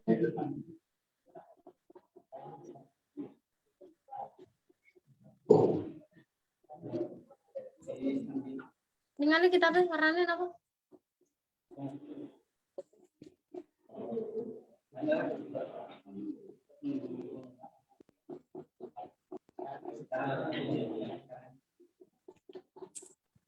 Ambil dibaca.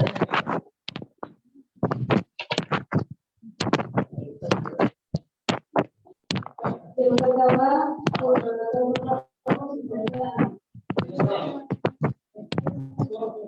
juara 3, Hilmi Mauricio dari di mana yang sumber. Juara 2, Nurul Aini dari UIN Sunan Gunung Jati.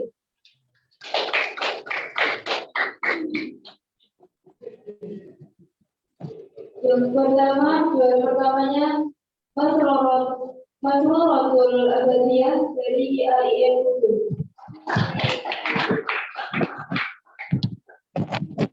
Selanjutnya adalah lomba video kreatif. Juara 3 Muhammad Nurdi dari Taifah Yogyakarta.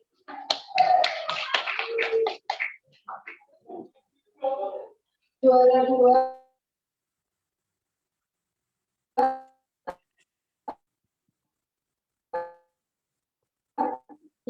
dari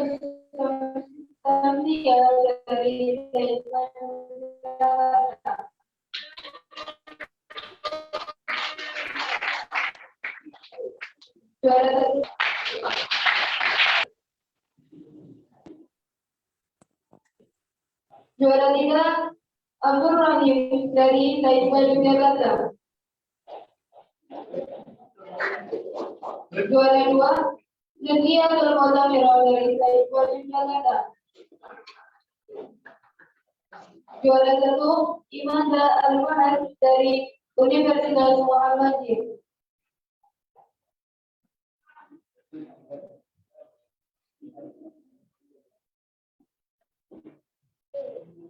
Yang terakhir adalah lomba UI. Juara 3 Rizky Amelia dari IAIN Kudus. Juara 2 Nabila Emalia Putri dari TMI Putri Al-Amin Juara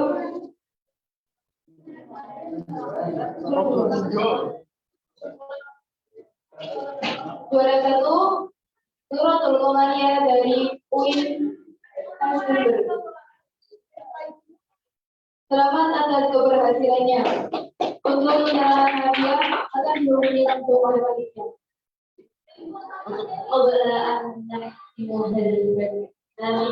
Tadrubul afwa wal samahata ala al-aqab. Syukran katsiran ala dzatikum. Al-kiram ihdinas siratal mustaqim. Wassalamu alaikum warahmatullahi